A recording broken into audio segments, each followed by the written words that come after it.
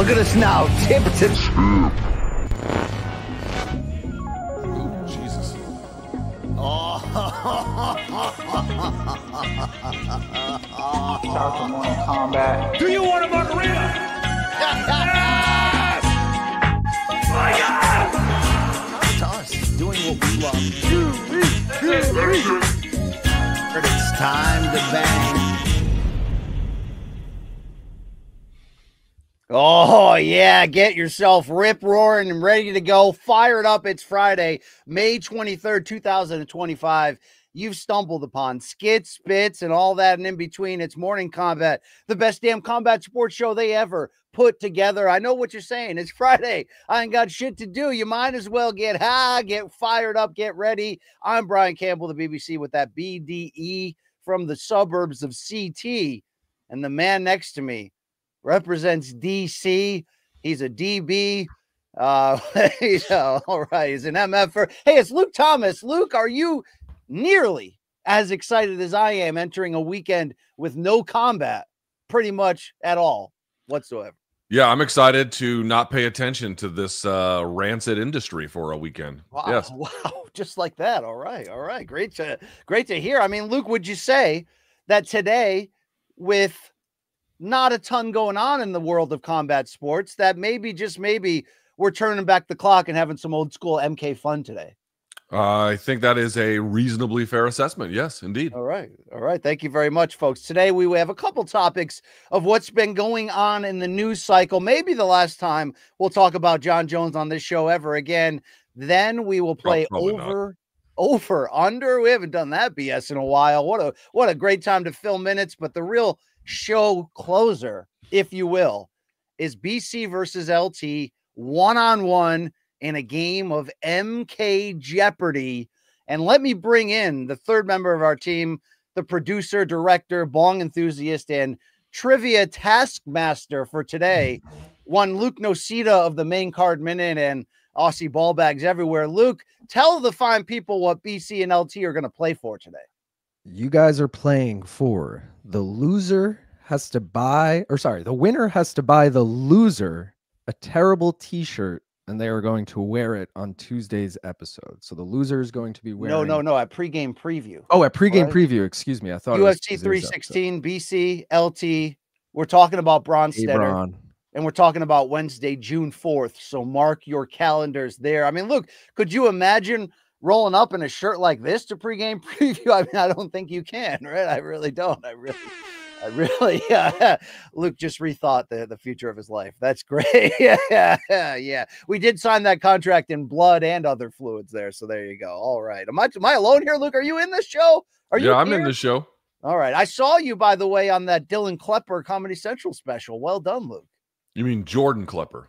Yeah, one of those two Kleppers, wherever they can. Yeah. All right. Luke, are you alive today? What is going on inside your dome? I am alive today. I actually, if you can believe this, I had a dream last night for the first time in months, I think. So I actually slept like really well. Don't dream, kids. Yeah, it may not come true, but dream if you can, right? Dream. They don't. Your dreams are an illusion, which is why chasing them is stupid, but okay. All right. Would you have chased Amy in the late 90s as well? She was pretty hot in that movie. Not my type, but I mean, she was cute, but not my type. Not my type. Okay. All right. So shout out to the, what's that guy's name in his movie franchises? Was that it Kevin Smith? There it is. There it is. Luke nailed it. Luke is from the 90s. He represents the 90s. My name is your boy BC. You can follow us, by the way, on these social channels below, and we would love it. Can I ask you a question? Please. It's a loose MK Friday, right? Really loose. Pants are optional. So for the first time in like, I don't know how long. I mean, maybe since I saw it in the 80s or something. I rewatched the original Alien. The Sigourney Weaver, the original one, yeah? It's Sigourney. Sigourney, yeah. Horny for Sigourney is BC. That's not me. Not this guy. Nope. Okay. Hold on just a second. When was the last time you saw that movie? And did you watch it on an HD television? No. Last time was like on HBO in 1989 or something. Okay. Or whatever it came out. What was it? Same with me. It'd been so long, right? So I rewatched the original on I have a reasonably new TV, like about a year or so old. Okay. I cannot overstate to you how good that movie is. Like, you know it's good, but then when you watch the level of craftsmanship and thought and imagination that goes into it, I had people being mad at me because, like, once I saw that, and then I kind of rewatched Alien Romulus again, and I was like, dude, that movie sucks ass. Like, Alien Romulus is butt cheeks. I mean, I don't know. I wouldn't watch something like that, Luke. But well, okay, but here's my point. The original movie came out the year I was fucking born. All right. So it's an old ass movie. And I could not believe how well it held up. If you have an original that good, all the other ones that come after it, not always, but typically, especially as the further you get down the road, they're just like cheap derivative bullshit, right? Yeah. Same thing about the UFC. I love the Zuffa era, but this TKO is the worst, right? All right. I mean, you're shoehorning in some nonsense, but I don't know. People were coming after me in my chat yesterday, and I'm just like, no, you're wrong. You got to go see the original on a nice television and then tell me the subsequent ones. Again, Aliens, okay, maybe a little bit different, but like, you know, Alien fucking Romulus. I mean, dude, you have to be sad and out of ideas with what to do with your afternoon to think that's a good movie. Well, we were sad and out of ideas what to do with this afternoon, Luke, but we effed around and put together a show just the same. I will say, is it the same feeling when I watch, when I watch Dune 1 and 2 and I'm like, man, F that phony stealer George Lucas. This is the real Star Wars. Not the original Dune. Not the 84 one. No. Yeah. No. Well, I mean, because the new one is a new movie, so it's hard to be the same thing. I'm talking about something that, like, dude, it's hard to watch a movie from the 70s and be like, oh, this is something I can enjoy in 2025. It's not often that happens, and I admit that there's a lot of those movies I'm just like, yeah, I can't with this shit, dude. That one, I'm please take the Pepsi challenge. It's on HBO Max. Go see it. I'm telling you, that movie holds up in a way that will shock you. It is very good. All right. You can also check out my Eddie Hearn interview on the Brian Campbell Experience. Holds up very well. There's our social handles below, and a reminder, if you haven't liked the show on YouTube or told a friend or subscribed yourself, please help us help you help us, if you know what I mean, right? Or a nice reach around for a friend, right? I mean, that's the least we can ask for in this climate, right, Luke? Right? You know what I'm saying? I mean, I'm not. If I lose on Jeopardy today, I'm not going to jack you off. I'm not. Okay. That's not part of the all right. But man, if I can only get Pennington James t-shirts made up fast enough for this pregame preview, I can't wait to see what happens right there. Oh yeah. All right, we do have a show for you. Oh, Nocita, what do you got? How's your life, bro? Today's F It Friday. All right, it's F It. So it's fuck it Friday. What do you got for us? Fuck it, man. I don't know. I'm hyped for MK Jeopardy later. That's all I got to say. Gonna be a fun one. So everyone tune in for that. Let's get through these topics right away. Let's go. Okay. No, by the way, no fan subs or dead wrongs today. We didn't get enough to really have a full segment. So why don't you hit up morningcombat@gmail.com and make Fridays great again in this show. Thank you so much. It's called Mafa. Thank you. Yeah. Or Mafaga. Yes. Mavga. Yes. All right. I don't know where I'm going here. Hey, let's go to topic number one. Let's start off the show proper. I said it's the last time we're talking about it. Mark your calendars. May 23rd, 2025 is the day. Morning Combat has had enough of what? For me, chicks with tattoos, but that's another topic for another day. What I'm really talking about is all things Jones Aspinall. What the hell are we doing? We got silence from the UFC. And if you've been following John's journey in Thailand, filming this Russian MMA reality show with Nate Diaz, more to come on that, you'll find out that it doesn't seem like Johnny Boy wants it either. So, Luke, let's face it, this fight is a soap opera that we just want to be over. It's annoying. It's held up everybody's career. So from the UFC silence to its refusal to strip John, to Johnny Meat's own constant disinterest, there's really not a lot to love here. Or even if they told you tomorrow you're getting the fight, I think there's been enough damage done. So based upon John's latest tweet, which came out 2 days ago, and a lot of people are talking about it, we'll play it in 2 seconds. I want you to answer this question. Is there any reason left to believe that Jones Aspinall actually happens in 2025? And what really would be the fallout here if this thing falls apart? Let's go to Jones's tweet first, in which fans were talking about how does it feel to be retired? And John said, I don't know if I want to call it retired. I feel like I'm always having an ability to pop out and show them. I've had many breaks throughout my career, Yeah, you have. You've been stripped of your title 3 times. Jon would go on to say, my identity outside of fighting is well intact. I'm genuinely enjoying life. I'm growing in different ways. Luke, people don't want to hear us talk about this today, but is that tweet the nail in the coffin that ends this debate, that it might happen? Are you with me at the end of your rope? Like, what is going to be the scar if this fight doesn't happen to close out this year? None of you are at the end of your rope. You're all lying. You know you are. You know you're frustrated. I'm frustrated. Everyone's frustrated, which is probably part of what Jon Jones enjoys out of all of this, if we're just being honest. But you're not at the end of your rope, because you can't be. The thing that to me stands out about all of this is, and I've seen some people suggest that like this was the plan all along, which it obviously is not. I mean, that's just a ridiculous statement to make. But the reality is, we've got the main events now for June, July, and August. September looks like it's going to be obviously UFC Noche, which is going to have Volkanovski probably against Yair Rodriguez, which is its own kind of issue. God. But we'll get to that shortly. Look, I know. If you go back and you watch the first fight, dude, Volkanovski beats him literally everywhere. Like it's, and then knocks him out. He knocked him out. Yeah, and beat him up on the ground, took him down at will. I mean, it was just a complete like manhandling. But the point I'm trying to make is, so that's done. October, we don't have anything, and obviously November, they're going to go back to Madison Square Garden. We're at the point now where Tom Aspinall hasn't fought in over a year. He hasn't fought once in 2025, but November is the Alamo. That's the Alamo. We are now retreated to the point where we're back in November waiting to see what happens, and they still have a negotiating window between now and whenever they need to make that announcement. Now, that I want to be clear, that is no guarantee that the fight gets made, but it's also not a place where we can affirmatively declare that it can't or it won't happen, to the point that you had raised, that this is the end, people are at the end of the rope. You're not at the end of the rope, because you know there is still time to make the fight happen. What I will say, BC, is not that. What I will say is, it is so unusual in this era to watch a single fighter over a single bout make the UFC look so weak. They look absolutely in the palm of Jon's hand here. And again, partly that might be merely appearances, and that the reality is a little bit more murky between them.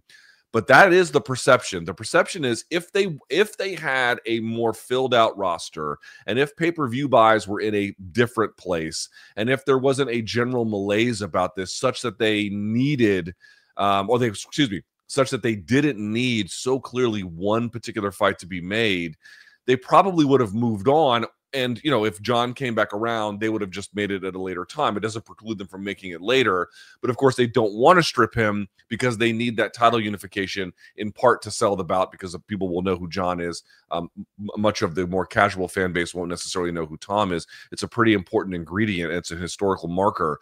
But because they have such a necessity, an unusual necessity, and BC, we should not forget, they're also in a place where they're trying to renegotiate a new television deal, which, you know, there is, again, some rumoring, not reporting, but rumoring to suggest that Turkey's exploits may have blown that up with Netflix. The UFC is being made to look weak here.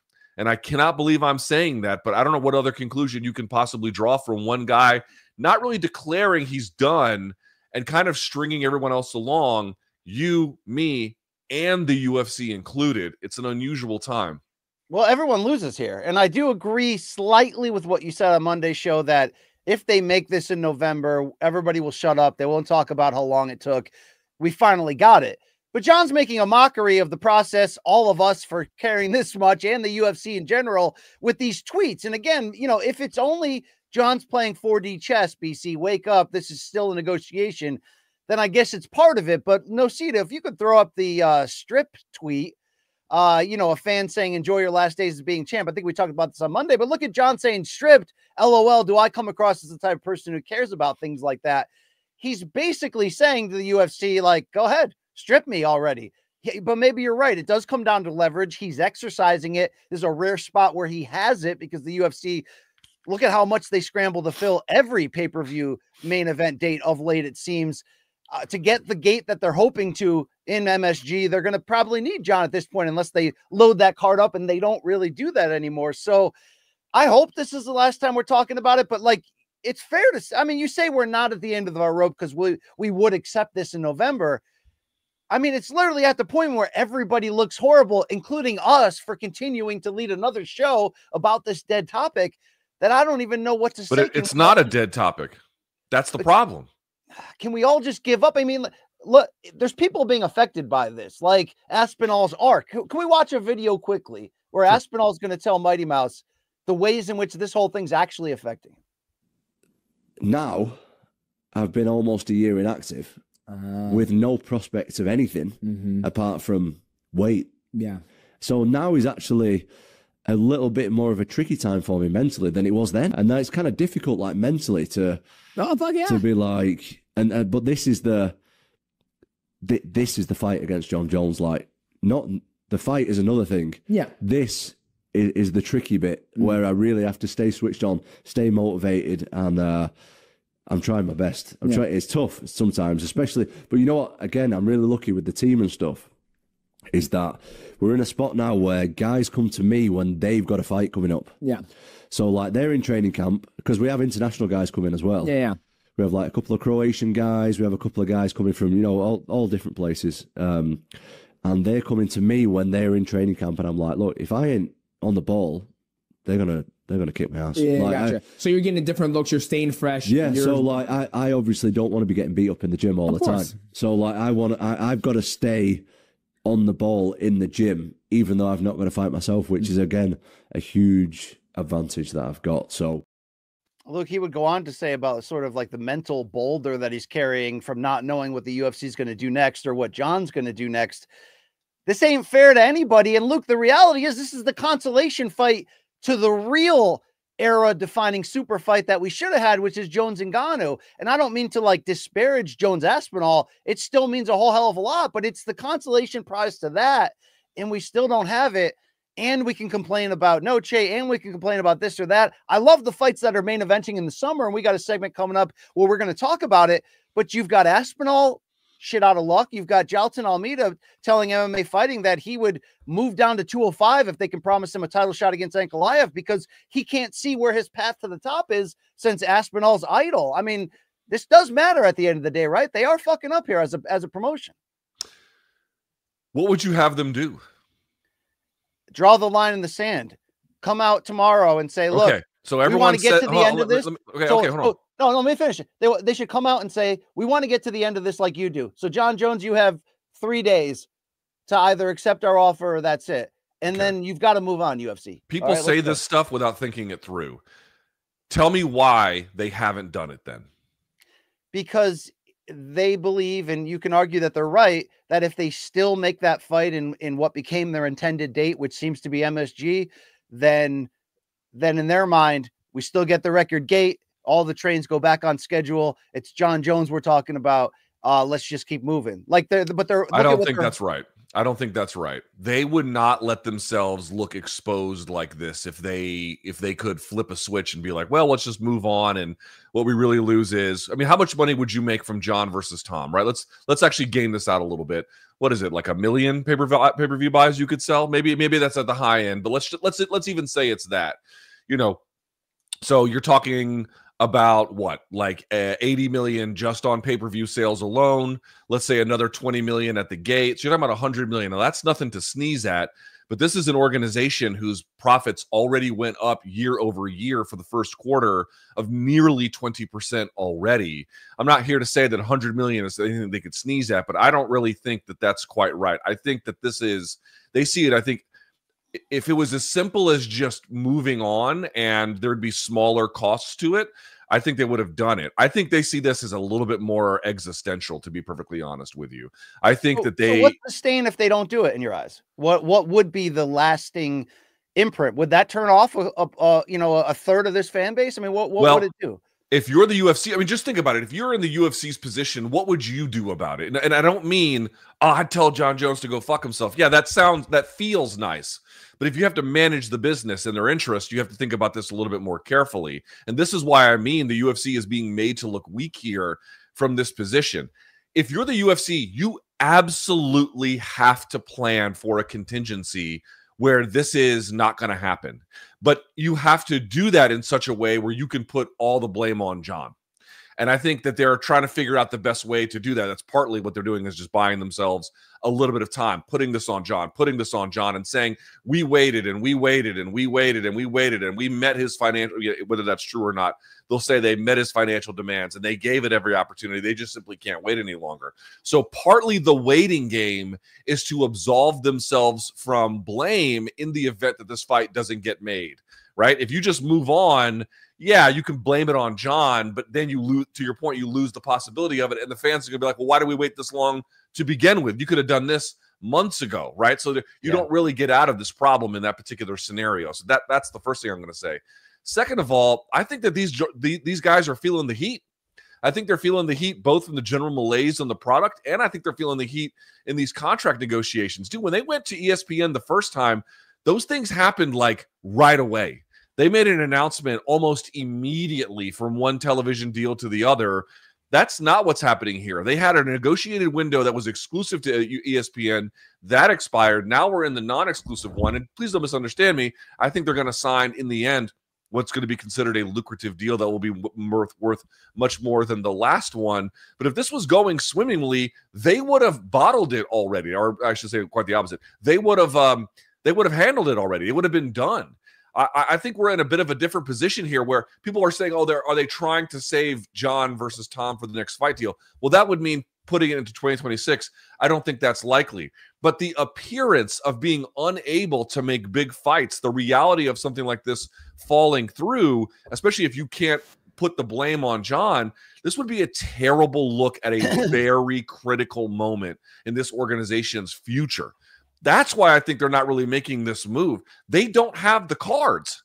They don't have the same amount of leverage that they typically enjoy. And so they have to kind of eat this in-between spot, BC, until we get to a later date. But it makes them look double worse, in my opinion, with this much silence. And I think what you just said is true. I just wrote a column yesterday at CBS Sports about this, that, for all that talk about, hey, Zoe, what boxing is and isn't these days, and, Dana railing against it for years, it's not an original thought to this show and this microphone, me saying they've become boxing. But when you package together it's not like one big super fight slipped through the cracks. And it's not like you don't have a monopsony, a monopoly. Oh, actually you do. So now it's Jones and Ngannou we didn't get. Jones, Aspinall we're fighting to get. Ilya versus Islam we didn't get. Conor versus Chandler we didn't get, despite a similar sort of 4-year build it felt like to that one. And I'm not saying each of those fights on its own saves the day or is the biggest thing ever, but this is becoming a bad trend. So maybe you're right. Maybe it's not like Jon didn't know this was going to be the next fight when he beat Stipe in November. So may I say one more thing, BC? Please avoid the, more buttholes being shown on this side. Yes. Are you next? Are we going to see the BC's butthole? Is that Effing Fridays, Luke? All right. Effing and find out. Here's the other thing that just deserves to be said. And there's not really enough of a, I don't know. I don't think there's been enough acknowledgement of it. The first time that they tried to book the Miocic fight, it was stupid. And then Jon gets injured. And I remember after that, I was like, this is your chance. Oops, let me turn this. I got this thing off like that. There we go. This is your chance to walk away. This is the UFC's chance to walk away. And people be like, what are you going to do? You're just going to cancel the fight? Yes. That is exactly what you had to do, because look where it got us. It gave Jon a bullshit fight against a guy who had absolutely no business being in there with him, being in there really with anybody at that point. I mean, that's the reality of where Stipe was. And now we have to delay the fight that was supposed to have been made yet basically another freaking year. If you had never made that Stipe fight and you had made the deadline for Jon versus Tom last November, 309, we're never in this position to begin with. All of the boosters of the Jones-Miocic fight, you are the architects of this mess. You helped contribute to this stupid scenario that we're in, where we're now playing this very frustrating and annoying waiting game for a possibility that might not even emerge long-term. All for what? So Jon could beat up a guy who should have never been in the octagon, not merely with him, but with anybody ranked in anywhere in the top 50 in the world. Tell me, congratulations. Aspinall versus Stipe while Jon was out. and then Jon fights the winner. That's what you have to do when injuries like the one that happened to Jon happened, that put him out a year. I'm not saying you had to strip him. They didn't do that, but they didn't have to do that. But they could have moved this division along. Now it's see, at the end of the day, even if this gets made, it doesn't matter whose fault it was. It doesn't matter whose fault right now. Everybody looks bad. I hope from their sake they can save it. But to act like right now there isn't a problem in combat sports with 3 letters, and it's not the UFC, Luke. Well, by proxy it is, but it's TKO.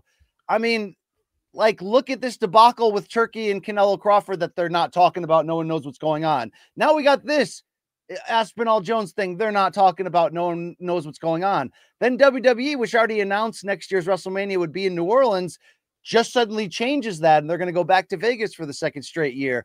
And New Orleans is like, what the F? And people are like, are you doing a make good with Allegiant because you may have lost that Netflix Canelo? Like, there's just like this. Look, TKO is the worst thing to happen to combat sports since CTE, but we already knew that. But there's still time to get your shit together here, especially with this giant TV deal up next. If you can't play the hits, which should be, in my opinion, automatic, making the biggest and best fights happen, or if you can't make it, move on in a timely manner to the next big one, rather than doing exactly this, a Mayweather-Pacquiao-like soap opera that it's going nowhere, Luke, and it's embarrassing. And are we just haters here, or do we rely a certain part of our income on this great promotion being a great promotion? Yeah, some of that's true too. So get your shit together, please. Let's go. Stop jacking up prices. What is it, $700 to sit in the nosebleeds at 318 to watch a Marvin Vettori, Brendan Allen co-main event? Yeah, it is right now. That's literally where we're at right now. This is all connected, Luke. So why don't I ask you the other thing connected with the fans' anger today, which is we think Noche is going on. We think Noche is going on in Guadalajara the same day now as Canelo Crawford, even though Danny Segura is tweeting that, you know, the arena is canceling every event right now and isn't going to be up until like a week before that show.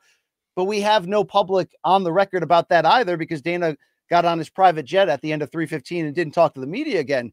So what about this Movsar Evloev thing in Noche? Volkanovski's the champ, and it looks like all signs are pointing to a rematch against Yair Rodriguez, a guy he dominated and knocked out. The stats that you can read related to this are hella damning, but they could have probably done a hot co-main of hot-blooded Diego Lopez here against Yair, who he hates, and then done Volkanovski, Movsar Evloev in the main event. What are we doing here with this? Is this defendable? Is this forgivable? Is this Noche card even going to happen, Luke? What's going on? So, I mean, there's a few things that you're asking there, but let's sort of unpack it. First of all, the guy who asked the question to, I think it was Dave Shaw, following the last card in Mexico, is Rodrigo Del Campo. He's out of Claro Sports and I'm saying it the most gringified way here, but he's out of Claro Sports in Mexico. He had asked them because he had known that there were shows being canceled left and right from that Guadalajara venue. And in fact, BC, I don't know if you know this, they've canceled all events all the way up through September 4th. You might be saying, well, when's UFC 320 scheduled for that venue? September 13th. And they've already canceled everything all the way up to September 4th, 9 days before that. This seems ominous to begin with. So that's partly an issue there. But Rodrigo had brought up an interesting point that I think is quite correct. He's basically arguing like the Mexican roster as it stands is simply not really prepared to host a pay-per-view if you want to have like Mexican stars at the top of it. It just doesn't really make a lot of sense that it should have been a fight night. And if it was a fight night, you could have just put Yair versus Diego at the top of it, and it's done deal. Have a pay-per-view with Movsar and Volk somewhere else, and you're in great shape at that point. But they're trying to combine everything, and it simply doesn't make a lot of sense. Now, I am open to the argument that Movsar is, without question, the #1 contender. I mean, this is not even debatable, right? Like this is the guy if we're talking about meritocracy. However, he is a largely anonymous and unknown figure to anyone except the hardest of hardcore fans. So I could at least understand the UFC having some trepidation about it. But the problem is, dude, Yair is utterly undeserving of this opportunity. And I'm okay with guys getting main events in their hometowns or their home countries, certainly where it makes a lot of sense. But just giving him a fight that he doesn't deserve because they have to match a pay-per-view demand in a market that they put themselves on to match these basically, too lofty of a standard given the realities is ludicrous. I mean, if you go back it's a you problem. It's BC, a UFC problem. It's not an us problem. You guys did that to yourselves. BC, the first fight is not competitive. I implore everyone to go watch that. Let me read these quick stats that Ben the Bane Davis tweeted out. Yair Rodriguez is 1-3 in his last 4 fights. 2 of those he lost by stoppage.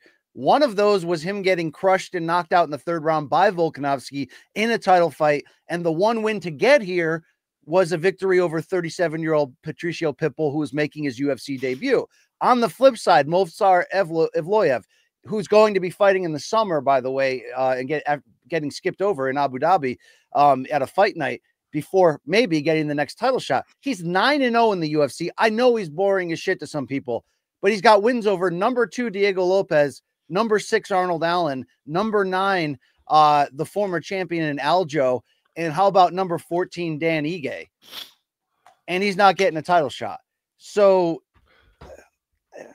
Luke, is this similar to Roundtree getting the call because Poatan had beaten everybody else? No, it doesn't really feel like that. I get that they're not in the most perfect position, except for you actually are. You have a guy who's 9-0. He's the number 1 contender, 9-0, and beat all these ranked guys. Like, let's go. Does Volkanovski not sell as a pay-per-view main event if you put, like I mentioned, that Lopez Yair fight in the co-main and load the card up with nationals? I think it still sells. It's not like they're trying to jack up the main and co-mains lately. So outside of some big moments this summer.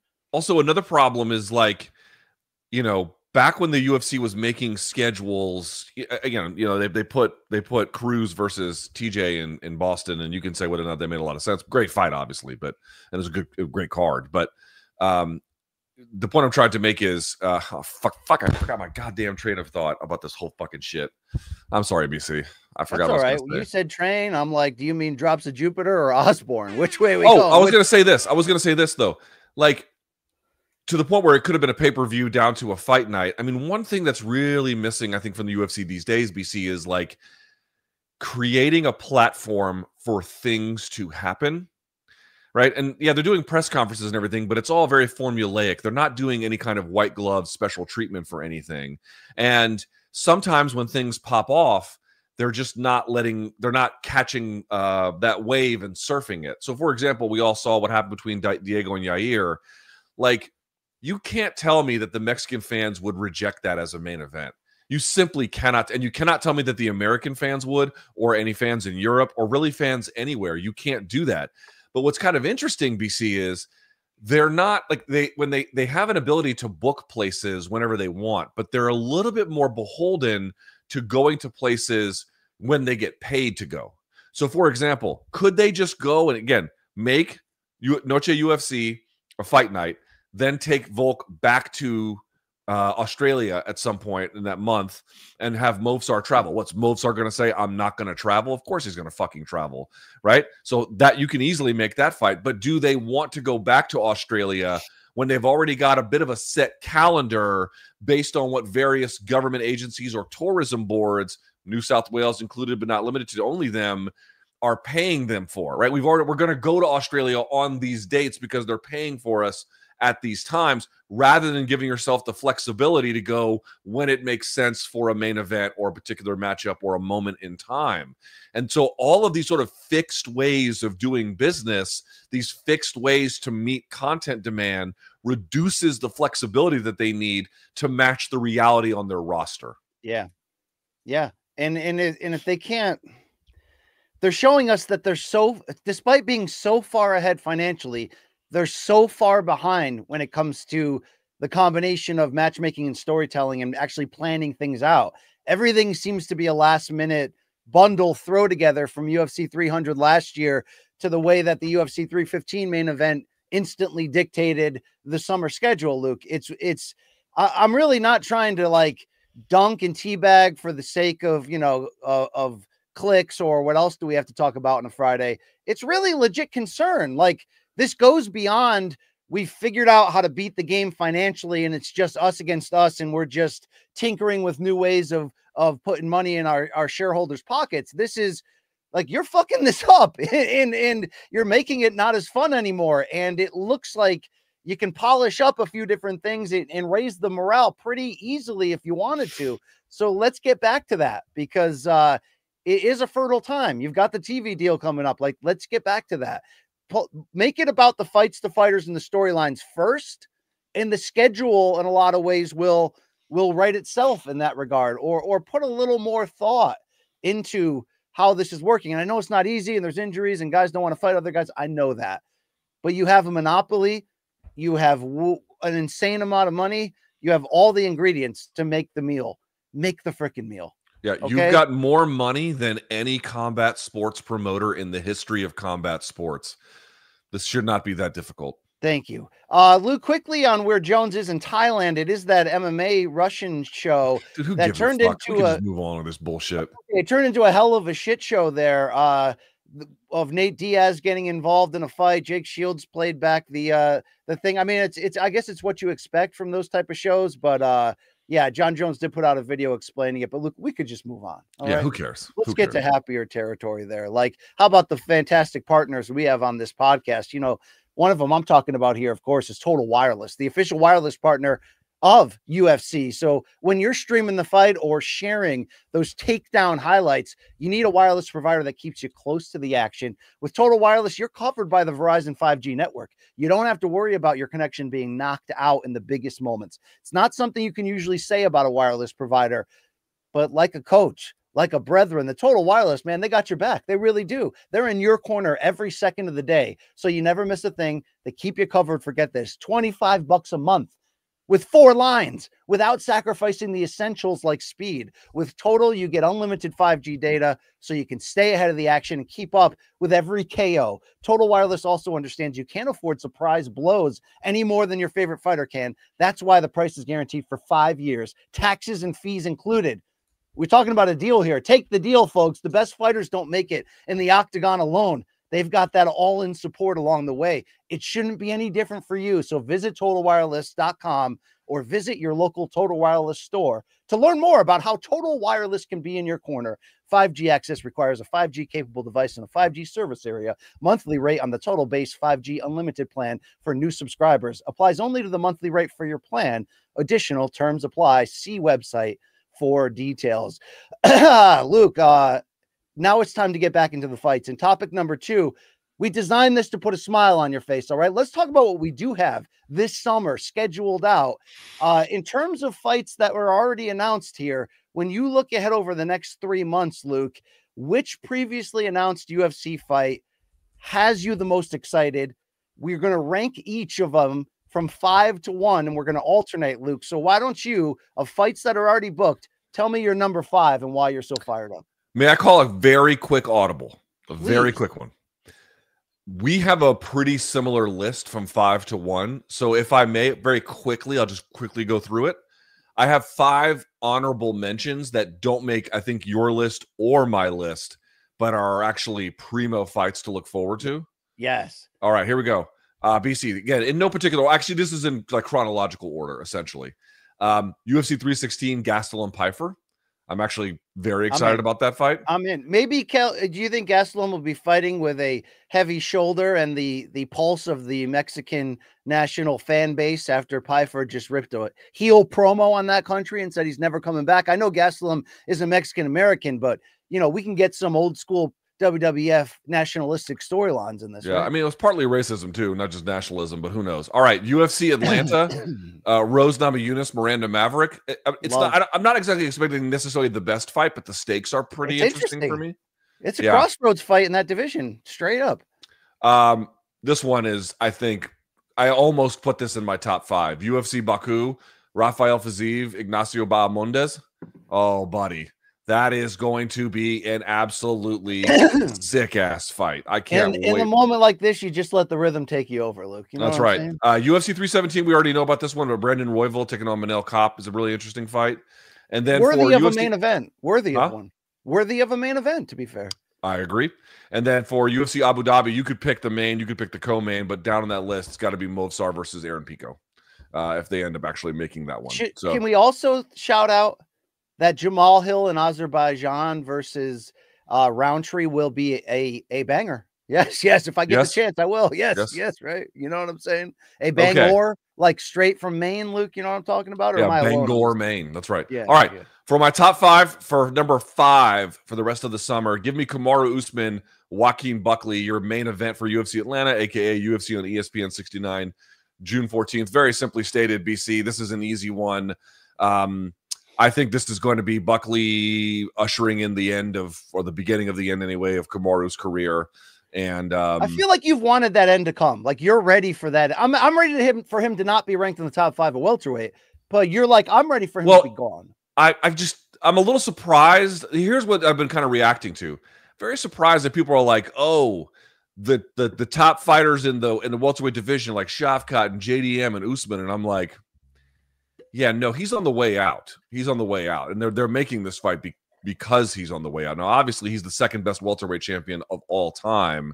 He's had a extremely distinguished career, but like the tape on that third, and I know he looked halfway decent against under unenviable circumstances against Hamzat, but tape on that third Leon fight, he looked bad. He did not look good at all. And he's only gotten older, and I think more, relatively speaking, for an athlete, infirm. I think Buckley's going to be a real fucking bad fight for him. Yeah, I'm interested in seeing that, but it's not going to lead us toward, or would you like this? Kamaru Colby 3. No, Jesus God, please. Doesn't that sound like an upcoming pay-per-view co-main event? It does kind of sound like it, right? It sounds like one from 2020. I mean, I'd watch it. It'd be gross. But yeah, I'm into your number 5 fight. I'm going to go number 5, Luke, my only women's fight on this list. And it's an interesting why I would put this up here so high, but I'm going to go to UFC 316, June 7th. And of course, Juliana Pena, the two-time bantamweight champion, going to defend that title if she can make it at 135. Kayla Harrison, don't forget, she was hospitalized and was like urinating blood last time out in that win. What was it? Who was that against, Luke? Real quick, the Kayla Harrison win last time. Ketlin Vieira. Ketlin Vieira. Thank you. So this is interesting, Luke, not in the fact of like, I mean, Kayla's a minus 700, something like that favorite, which is insane and wild here, but I also kind of understand and agree with it. I just want to see if Kayla can, as they said for Cody Rhodes in his WWE run to the top when he came back after leaving AEW, finish the story. I want to see if she can finish the story. It's crazy that she's doing this at 35. I don't know how long she can keep it up. I know that I'm very harsh on Pena in general, but I mean, I think I'm justified. Yeah, I don't hate her, Luke, but she's being, set up here, but she also can sell a fight. So let's get to this fight already.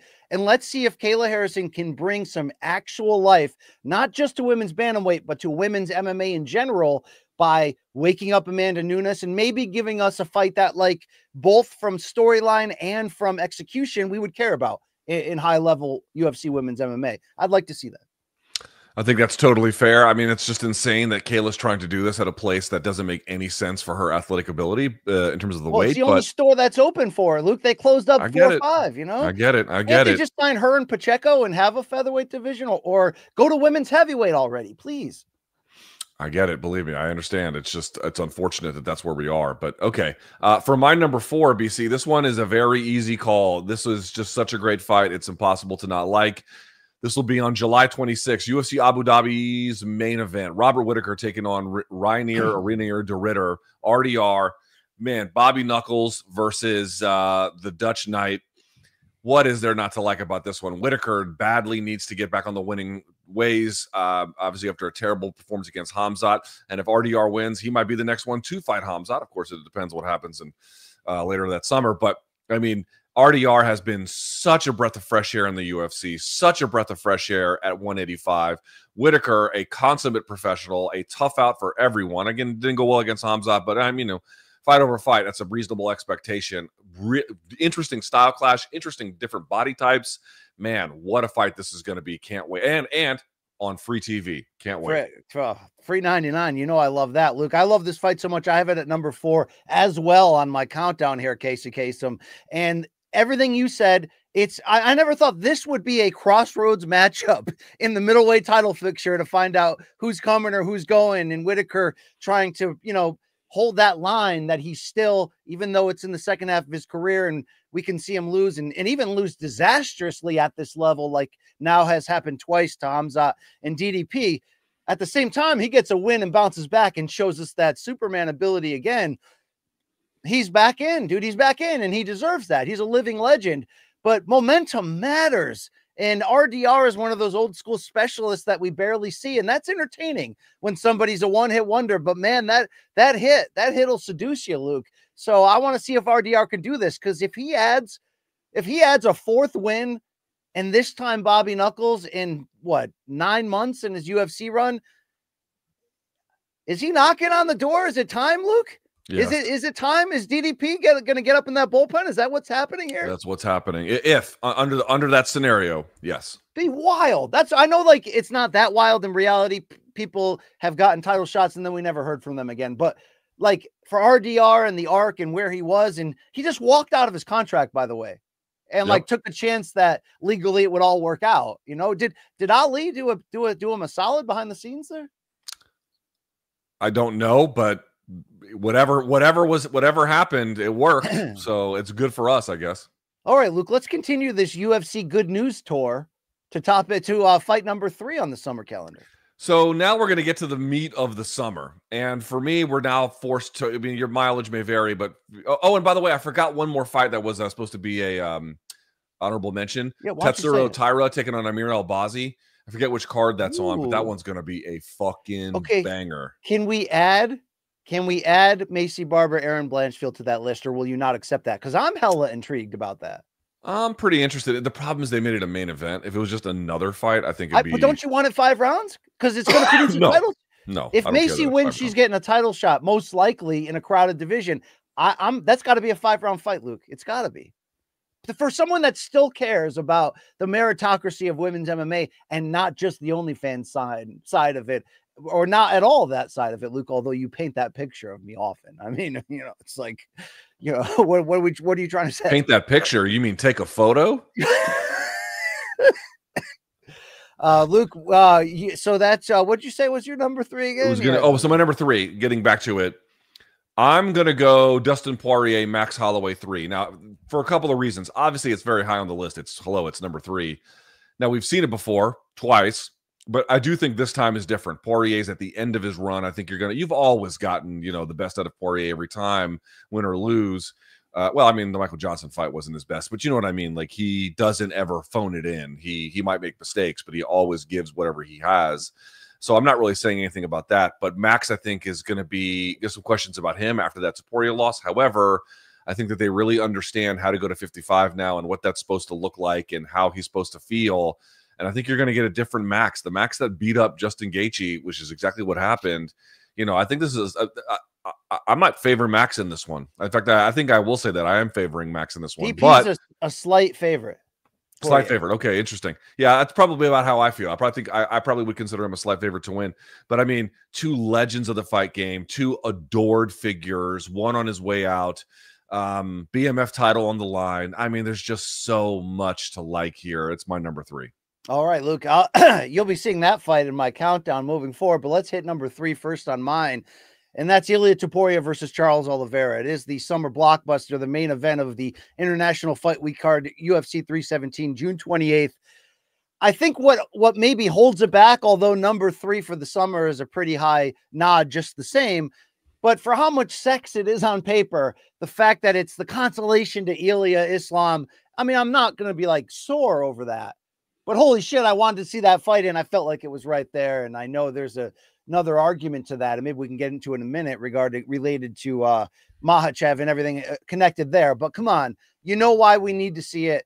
There's so much information we need to get from this to find out if we still are on the road one day to Ilia Islam, maybe even under some incredible circumstances, like for a 3rd championship at welterweight if the series takes it there. But we're never going to know if it does take it there. If this man, La Leyenda, who cut ties with his training staff, Luke, so he can now train at home full-time with his brother, if he's the real deal here, we got to find this out. This is the perfect, dangerous ex-champion to do it with, and it's going to be entertaining as hell. I mean, look, isn't this a fight that you wish you could pause your normal life and how you get down and how you feed your family and, oh, I'm getting ready to go on YouTube or I got to write a story or whatever. I just want to pause all that and sit as deep in the 8th row as I possibly can, put the TV up to my face, Luke, and just, you know, visually, you know, pleasure myself, right? I don't watch fights high. Okay. Well, I was saying, you know, there's just such a, sometimes I wish like, I could just wouldn't it be fan. great if you could just take drugs and masturbate while two guys fist fight? And I'm like, no, it wouldn't be. Okay, there you go, Luke. Time for your number. Hold on. I have some feedback. Please. I think it is borderline criminal that you put that one at 3. Oh, wow. Okay, get spicy here, Luke. How can you put 2 fights? I can understand not having it 1. But how can you put 2 fights above a guy going for a second weight class title after icing Volk and Max back to back? I'll tell That's you. insane that you think there's 2 fights better than that one. I'll brilliantly slide right into my answer for number 2 here, Luke. Okay.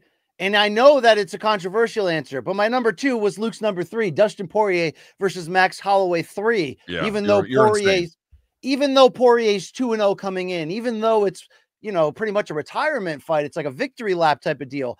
The reason why is this, Luke. First and foremost, I told you about the Ilya Charles being the consolation prize, a hell of a consolation prize. Look, there are some good mountaintop peaks this summer. We're ranking them right now. Let's celebrate that. I love that fight. But I think sometimes you're allowed as a fan, it's preferred. The same reason why people get fired up for the next Superman versus Batman, you know, all-star game, comic book superhero movie. Maybe because that's all they know how to write, Luke, in this era. But like, it's an all-star game. Oh, Jason versus Freddy, it's probably going to suck, but I got to see it. There's part of that, like, you know what? Like, it's a combo of Bushido and love and respect for what these guys are and what they do. And then also, I know that they're going to entertain me while honoring each other, while honoring the sport. There's a lot of heavily soaking wet romanticism in there, Luke. But like, we're all fans, and sometimes that's the lane we deserve to be in every once in a while, to look at it from that point of view. This is action. You know, Poirier's going to go out in a blaze of glory. If this is the last fight, he's going to go out. Max is going to point to that shit in the middle, Luke. It's like the actors are there. The play is going to be incredible. I'm allowed. I almost made that number 1, Luke, for that same reason. The rare moment where you don't need a title, and in this case, you don't need bad blood either. We can do this through respect. I wouldn't want to share it with anyone but you for the last match. Like, it's almost like a pro wrestling Flair, Shawn Michaels type of feel. You know, I love you. Here's the super MMA kick. never does those. Right. That's why I kind of like.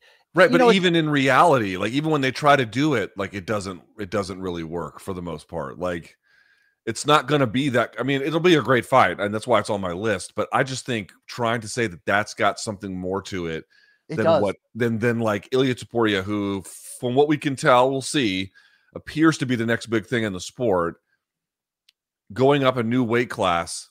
Are you saying that's your number 2, Luke? Is that what you're saying? That we just had him flip-flopped? Well, my number 2, I just dropped off in the commode, but you know what I'm saying. Hey. No. Well, yes, actually, that is what I'm saying. My number 2 is, in fact, Topuria versus Oliveira. Now, I did struggle with this one in terms of, like, is it my number 1 or my number 2? I had a little bit of a hard time putting it. Well, I didn't know where to put it. I mean, I knew it was one of the 2. I just didn't quite know. I didn't put it at number 1 for a very important reason, which I'll get to when we talk about number 1. But the reason why it's obviously as high as it is on my list is I just don't think. I mean, listen, Topuria's changing coaches, moving to Madrid, or I think he's already moved to Madrid, but, you know, changing coaches and fucking with his nickname and all this nonsense. These are all things that could definitely be red flags. I mean, I certainly am not immune to that idea whatsoever. But at the same time, his talent is considerable. His trajectory appears to be for the moon. And this is, in all likelihood, the next step in that direction. Charles is a very worthy adversary, but he's also a bit shop-worn. And that's probably not going to do him any favors against a guy whose power is and accuracy is as considerable as this. Plus, Charles is a bit hittable. Now, of course, hold on, look, you just said something important. That's part of the reason. Also, I didn't want to say it. That's part of the reason I put that at 3 and not 2. The fear that Charles is like made to order. That the fear of that. I think made to order is a little strong, but I Very can strong. understand some of those concerns. I just feel like, you know, let me say something. Like when Merab was going through the contendership queue and he eventually becomes champion, I just didn't think he would ever do it, especially after he lost to Ricky Simone. And now he's champion, and he hasn't quite cleaned out 35. That's not true, but he's obviously put in a pretty heavy dent. And I didn't get to enjoy it, like in terms of like I kept doubting him and doubting him and doubting him and doubting him. But like I did not have that problem when, for example, Habib was coming up. I kind of had an eye. I was like, oh, this guy is different. And I like every time he went out there, you know, the Ally Quinta fight was weird because it came together at the last second. But you know, in general, everything he did just escalated and escalated and escalated, and it was incredible to watch. I got to enjoy it. I don't know how everyone else feels, but I'm enjoying watching the ascension of one of the sport's brightest stars. And I think this next step is going to put him in a very, very different place. Like we're dealing with a different level of history here. You know, it's very weird for me. Like the guy that Ilya just iced, it's hard for me to put him above Ilya in terms of whose next fight is better or more meaningful to me. That's kind of the issue. Is it fair to say though that if Topuria has the potential to be as great as you're sort of teasing there and be as big of a star in all the metrics that we always talk about in multiple nations, then should this be a Conor McGregor Topuria fight in reality instead?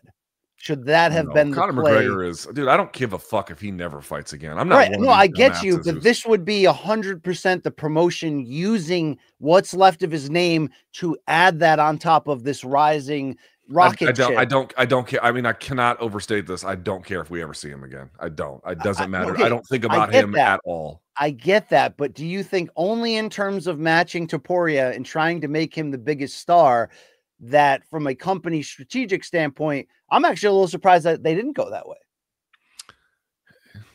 I mean, in a world where that was available, I suppose that that's sort of an ironclad argument, but in the world in which we live, it's utterly irrelevant at this point. You know, I just don't. It doesn't matter. I literally don't even think about it. I don't think about Conor. It's only relevant if you care about attempting to try to build somebody into that star. I know it's a volatile game. I know. How would you even get him to 55? Much less, you know. I don't even know how it's possible. Oh, you'd have to catch weight that, but that'd be part of the allure. You'd have Topuria fighting over his head and weight decidedly, just like Conor did against Nate. To be fair. You know what someone said, though, kind of a separate point, is what if Saryukian fought Paddy Pimblett? And I got to tell you, first of all, I fucking love that fight. Yes. And winner of that gets Ilya. Like, to me, that's like real exciting, you know? All right, Luke, can we agree on the final point here, which is our #1 fight for the summer? I think we got the same one here because it's the best fight, and it's August 16th. It's UFC 319 in Chicago, and it is Dricus du Plessis continuing this incredible run at middleweight against undefeated Khamzat Chimaev, who could beat this dude in 60 seconds for all we know, or it's going to be 25 sweaty minutes of finding out who Chimaev really is. Lather me up, sign me up. Yeah, I wish I could suspend all work, duties and just get one-on-one with this, Luke. You know what I'm saying? Yeah, let's go. Let's really enjoy the fights, right? Let's get fired up. BC's new podcast, the MMA 5-Knuckle Shuffle. We'll watch fights and jack off together. It's going to be unbelievable. Isn't that the main card minute? Oh, no, we got a little bit of this too. I love that. I love that shit. Thank you very much, Long Island Luke, for joining my dunk. Luke, what say you? It's the same thing, right? You got those same loin calling feelings going on right now. Yeah, I mean, Ilya trying to get a second title in another weight class is its own kind of specialness. But the reason why I ended up putting, as well as you did, BC, DDP versus Chimaev #1 is because it's got the most interesting questions and storyline of any fight that they've created at any point in this calendar year. Now, again, if they end up making John and Tom, that's its whole other. I mean, that's better than anything else they could make on the calendar, arguably. But this one is special. This one is very special. Khamzat was a guy we thought was going to be already at this point years ago and got delayed for crazy reasons, health, visas, whatever. But he's finally here. They're finally putting him in North America in a major market on pay-per-view. And it looks like BC, he's maybe answered all the questions, except, you know, that first Saudi Arabia fight didn't go right, and then they had to rebook it. And of course, he looked amazing when they got a second chance at it. But there's a lot of questions about him. Like, he appears to be like the most dominant fighter, and in certain ways, he might be like insanely vulnerable. We don't really know. We don't really have a good answer. It's and then compelling. in DDP, the world's goofiest fighter, who also happens to be an absolutely amazing talent. By the way, a physical presence, a bulldozer when he has to be, and fights that way as well. Resilient, mentally tough, and absolutely battle-tested. The questions heading into DDP Hamzat are much more interesting than they are against Ilya versus Charles, just on pure fight terms. And for that reason, it is absolutely my most anticipated fight of the summer. We share that at number one. Maybe not a surprise to some, but let me throw the wild card question in there. We know this fight's coming, but it's not booked yet. It could be October in Abu Dhabi. We are talking, of course, about the welterweight title, Jack Della Maddalena, and the number one pound-for-pound fighter in the world, Islam Makhachev, after putting down the lightweight title. And this is part of that consolation prize we get for not getting Ilya Islam right now. Luke, where would this fit into your top 5 if it was announced today? Ooh, Is it crazy to go? Is it crazy to go 1, Luke? Ooh. That's going to be, it's going to, do you see how jacked Islam is in the training videos right now, dude? Oh yeah, let's go. I'd have to think about that one a little bit more. Certainly in the top 3. I mean, I might put it number 2, only because it's got basically everything that Oliveira and Topuria has, but Islam is obviously pound for pound number 1, so that to me is just a bigger deal. But again, dude, the questions surrounding DDP and Hamzat, the kind of fight, like, as a fight fan deep in your soul, you just don't know the answer to. I know a lot of people are like, oh, DDP's going to maul him or Hamzat's going to maul him. You motherfuckers don't know. You don't know shit. You don't know. What you really know is the uncertainty. And you're trying to dismiss the uncertainty by, like, asserting certainty, which you don't have. The reason this fight is so amazing is because of the uncertainty. That's actually what makes it interesting. So trying to deny it's there is trying to deny what, in fact, makes it special. Congratulations, listener. You played yourself from Luke Thomas right there. Luke, speaking of fire and shots, Makhachev's been under fire from a honest-speaking part-time villain and full-time gangster in one and only Chael Sonnen, who did apologize this week to that couple that he brutally beat up at the Luxor when he was on that medication. Good Lord, that's a wild situation. But this was a sentiment so heavy that we had to bring in our friends at Cuervo again for this week's Shots Fired.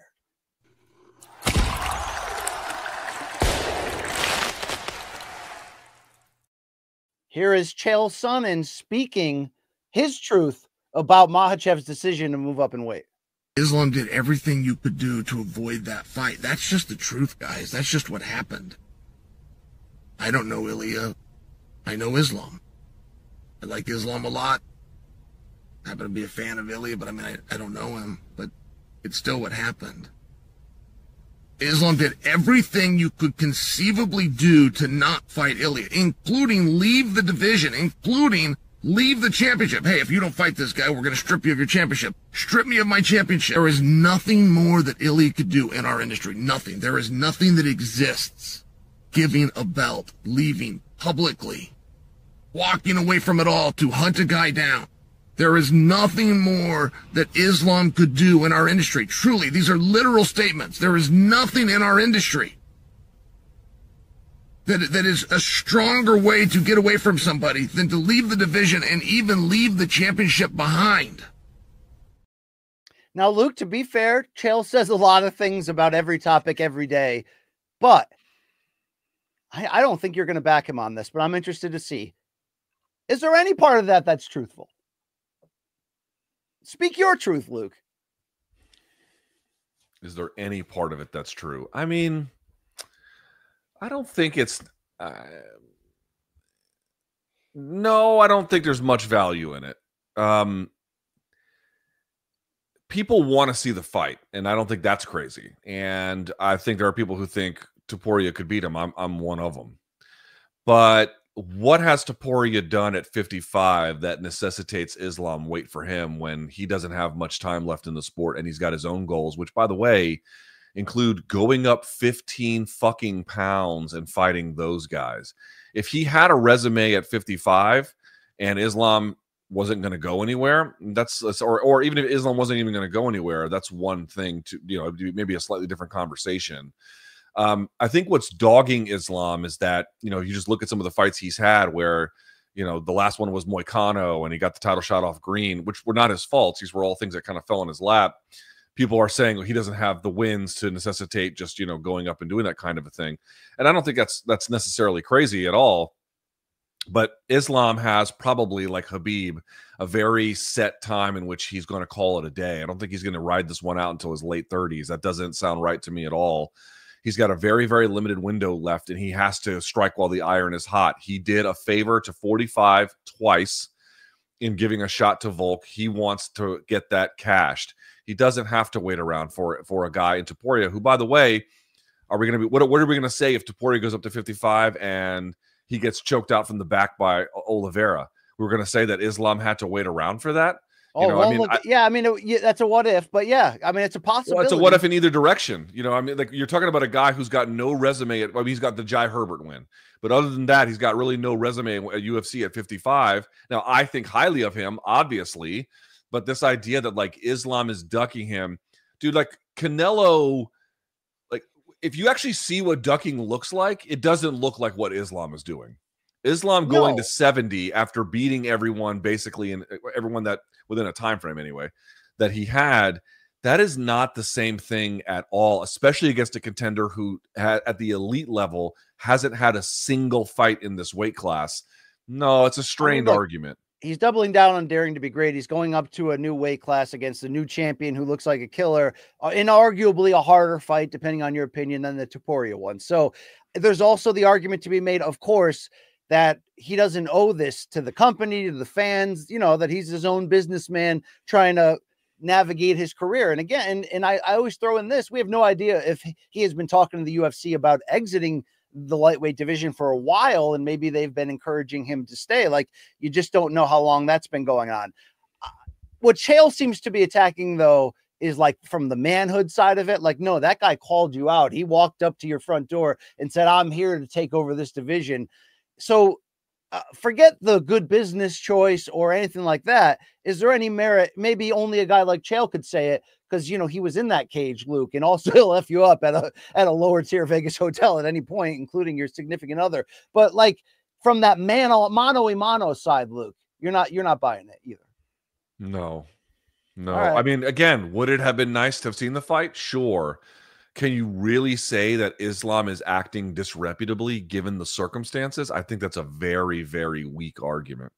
All right. That was Shots Fired, brought to you by Cuervo. Now's a good time to enjoy the tequila that invented tequila. We, of course, are talking about Cuervo, and we'll be back partnering with Cuervo on Wednesday, June 4th, a UFC 316 pregame preview. Get a little Blanco out, Luke. Get a little Aaron Bronstetter inside the Manhattan studio as we're going to do things like men do there with the three of us. It's going to be epic, Luke. It's going to be incredible. And Cuervo will be there along the way. Here's one of Islam's many comebacks to Chael Sonnen over social media, in which he said, chasing hype and money is not the same as chasing greatness in sport, but average athlete who built his way to the top with cheap trash talk won't understand that. So please see and watch how others doing it.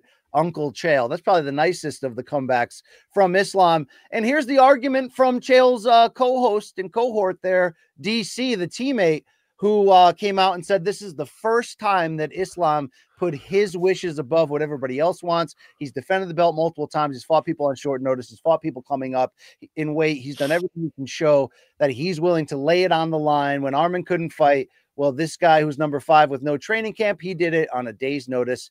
He's always done it. End quote. Even though that's his boy talking about his boy, Luke, you got to also agree with that. I mean, it's a complicated scenario. All right. Is there an argument for Justin Gaethje in your eyes of having gotten screwed over, or is that a topic that's moot to you? Screwed over is a strong word, but I could understand why Gaethje might feel upset that he got passed over. I don't think that's unfair either. All right. Anik defended him after going golfing with him, but we'll skip that, Luke. Let's get to topic number 3 here, so we can get time for over under and MK Jeopardy with a lot at stake at the end of the show. You're not going to want to miss that. Luke, here's the deal. A bunch of online reports in recent days suggesting that BKFC parent company Triller could be close to going under amid bankruptcy rumors, threats of NASDAQ delisting them, and a reported failure to pay their employees the last 3 months. BKFC, which has a high value in that realm, Luke, could be in the need for new investors like ASAP and new ownership. So I'm being honest here, this is a straight up pitch to you. Given the failure of Power Slap, given the possibility / likelihood that TKO won't be in the boxing future if that fallout with Turki Al-Sheikh is real, I don't know. Is now the time for TKO to actually shift and pick up BKFC and make it the biggest hand fighting thing in the world and take McGregor off the bench and put him in main events there and blow that thing to the sky? Does this not seem like a perfect marriage, TKO and BKFC? First of all, can we take a moment to talk about Triller? Is that a thing we can do? Yeah, it's a debacle. I remember, and I'm looking at some of my old tweets here. I have one from April 17th, 2021. Triller is the moment Joe Namath tried to kiss Susie Colbert, but as an entire event. Colbert, yeah. I had people, and you did too. There was a lot of conversation at the time, like, oh, they're reinventing the way we do combat sports. I'm like, burning money is not a reinvention of combat sports. Wasting money is not a reinvention of combat sports. Just dumping music acts into shows with questionable fights is a reinvention of nothing. Now, that's a separate conversation. They smoked weed on air and offered a Trump cast. So they've done things no one else has ever done. They're the future, BC. They're the future. I had people telling me that's the future of combat sports promotion. I'm like, you're new here, aren't you? Yeah. All right. That aside, should TKO acquire BKFC? I certainly hope not. The last thing we need is for TKO to expand its reach into the rest of combat sports, which, by the way, they're already trying in boxing. I guess we'll see how that goes. And I know I've been having a lot of discussions, BC, with some folks behind the scenes this week. They're going to make a big push into grappling here soon as well. And I don't have anything to report, but it looks like all the signs kind of point to Craig Jones being on the opposite side of that. And so there's a big battle that's going to be heading between those two entities. I don't know exactly who's all going to be on Craig Jones's side, but that's headed our way as well. Because what do they want to do? It's the same playbook a million other places, and we talked about it. If you fight on the Fight Pass Invitational, it's show money and only sub money. Even if you win, you don't get the second part of the check. You have to submit to get it. It's somehow even worse than their MMA contracts, if you can believe it. But that is exactly where we are. Just be honest question here. Can it be a Zuffa LLC? No, I know technically Endeavor purchased Zuffa when they purchased the UFC, but couldn't it be a Fertitta Brothers and Dana spinoff, like old school grassroots thing? I'd be cool with any kind. Listen, I just think a lot of people have this reflex where all the gravitational pull in the industry is coming from TKO. So there's this desire when things are fledgling or new or maybe struggling but interesting to then, have TKO come in and save it. No. That is absolutely the last thing that we need. Now, of course, I would like to see, I don't care if BKFC survives or not. I'm not wishing them ill. I'm simply saying I don't have a dog in the fight in that way. But what we do need and what is a much healthier sign of a combat sports economy is when you have a combat sports economy, when there's multiple suitors, multiple businesses, multiple different investors, multiple different kinds of communities, all sort of working in concert or at least alongside one another. That's what we actually need. So it's not that I'm wishing BKFC fail or something like that. What I'm saying is I would rather that not everything go back into the arms of TKO, where now they have yet even more control over this vast industry. And for all the people belly aching about fights and this and that, your answer to this is to give them yet more of the assets in the industry, to give them more control. This is a disaster waiting to happen. I mean, it's kind of shaking me to my core. It's like, you know, if I can't open the show ripping on the direction TKO is taking things and the, you know, fear and distaste it's putting in me, and then be like, yeah, just take this and rehab it, when it doesn't need to be rehabbed. It needs a power injection behind it, particularly financial, but maybe even in vision. But it also, like, the idea was, if UFC guys can be in bigger moments there on BKFC, then they can't, you know, if Jose Aldo, rather than fighting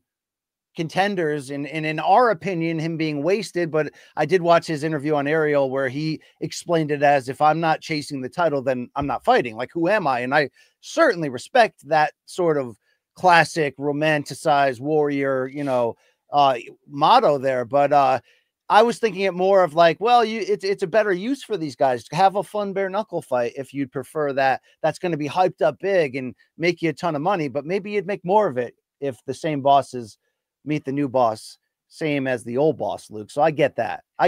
But do you think, if it did happen, and I'm being hypothetical, although you could connect the dots and see a path for it to happen, do you think they could take it to like legitimate mainstream level, or is it always going to be an extreme, like, novelty pay-per-view? I don't know how mainstream BKFC can be. Okay. Maybe I could be convinced. Maybe you have a different idea. It seems to me that, like, they do a lot of business in grassroots, small markets, and they have a lot of questionable characters on their roster. Oh yeah. You know, Did you see that Britton Hart music video that just came out? Am I the only one that saw this? She's like rapping, and it's interesting. Look, I got to see your algorithm. I would love to see what it shows you.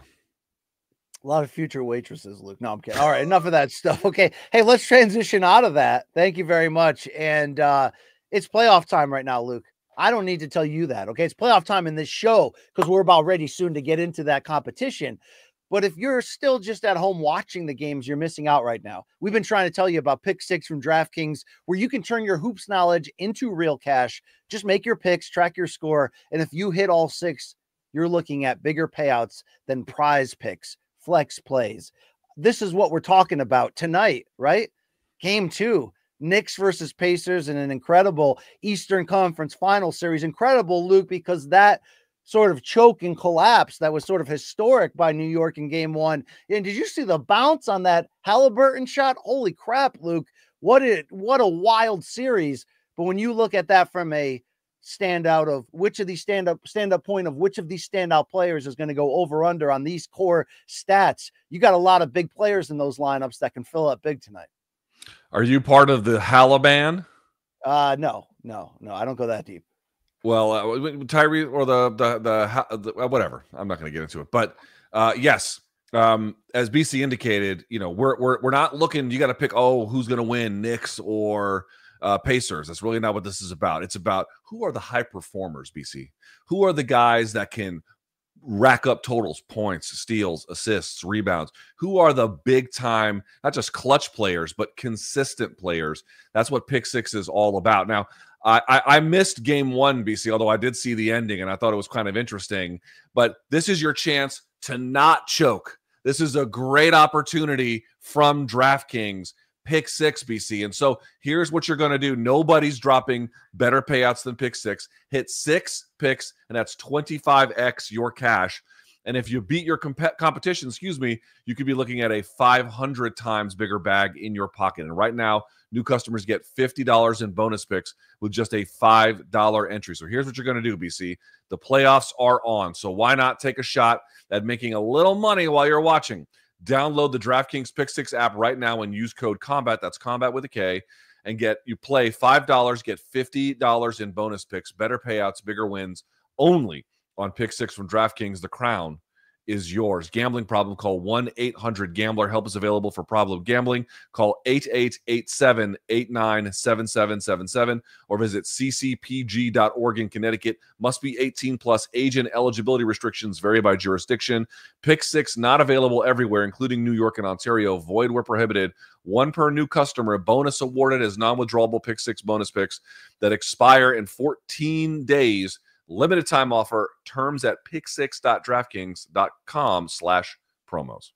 Well read, well said, Luke here. Well, let's go to a fun segment that we used to float around where your boy BC looks at the latest headlines and then pitches some scenarios to Luke where I give him a number and he goes over or under based on the ridiculous or legitimate scenario being offered to him. Yes, this one's called, show me that graphic, over, under.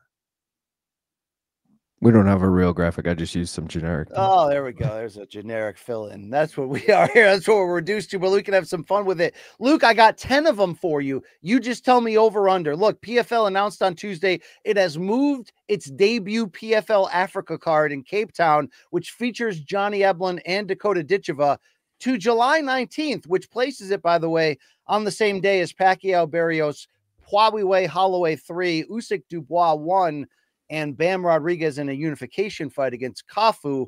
Oh, yeah, the card also starts in the U.S. at 4 a.m. Eastern time and 1 a.m. Pacific time. So we can all get our Dakota fix, Luke, or at least my father. Luke, the number in question here is 3.5.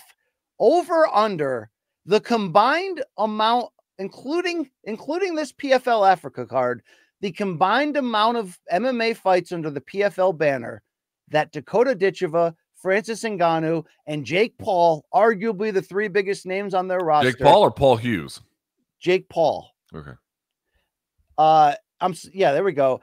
Until extinction, until the PFL packs it in, until they hit bankruptcy. I don't know what's going to happen next. Over under 3.5 total MMA fights, including this one at PFL Africa.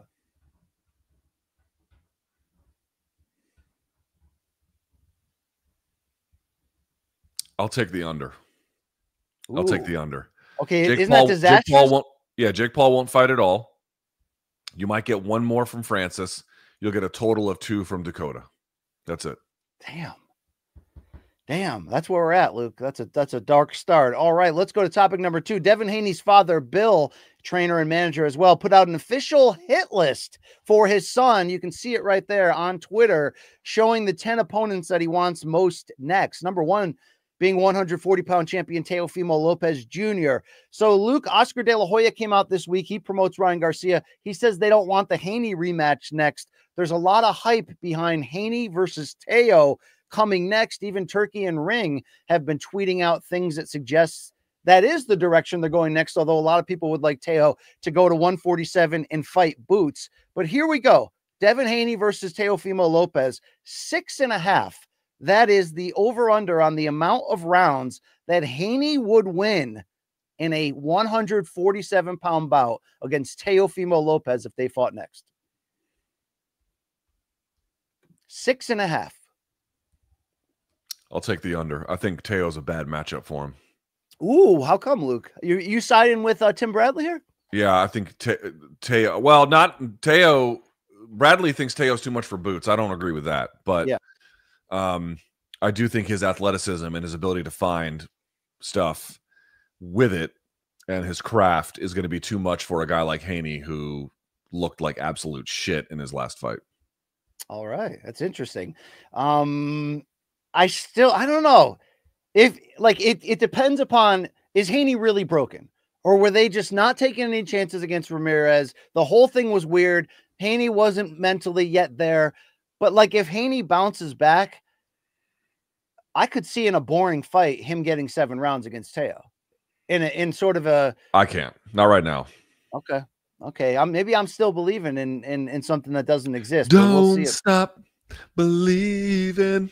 All right, Luke, number 3 on the over-unders. Have you seen this viral video that's going around showing like an attractive mom who was wearing a Cannibal Corpse t-shirt, sitting in her car and complaining that high school guidance counselors today don't push enough kids in the direction of trades like plumbing and HVAC? It's obviously a big topic in the news and in politics these days. Let's just get a quick snippet of it.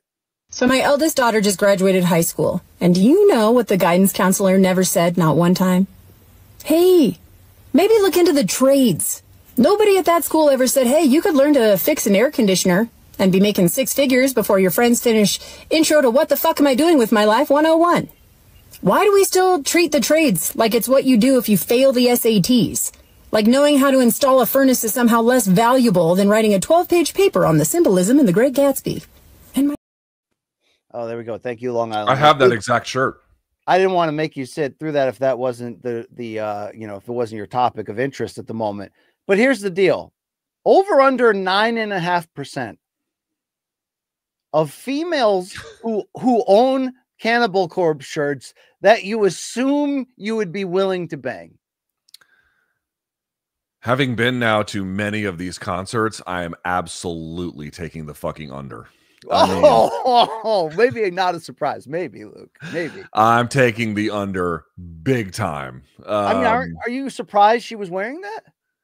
Yeah. I have seen, okay, so I've been to what, 6 of them now? 6 of their shows, 6 or 7? Your poor wife. Wow, what a sin. And at that time, not including my beautiful wife, so we're putting her to this, like, we're not counting her. How many, like, pretty girls have I seen? The answer is 1.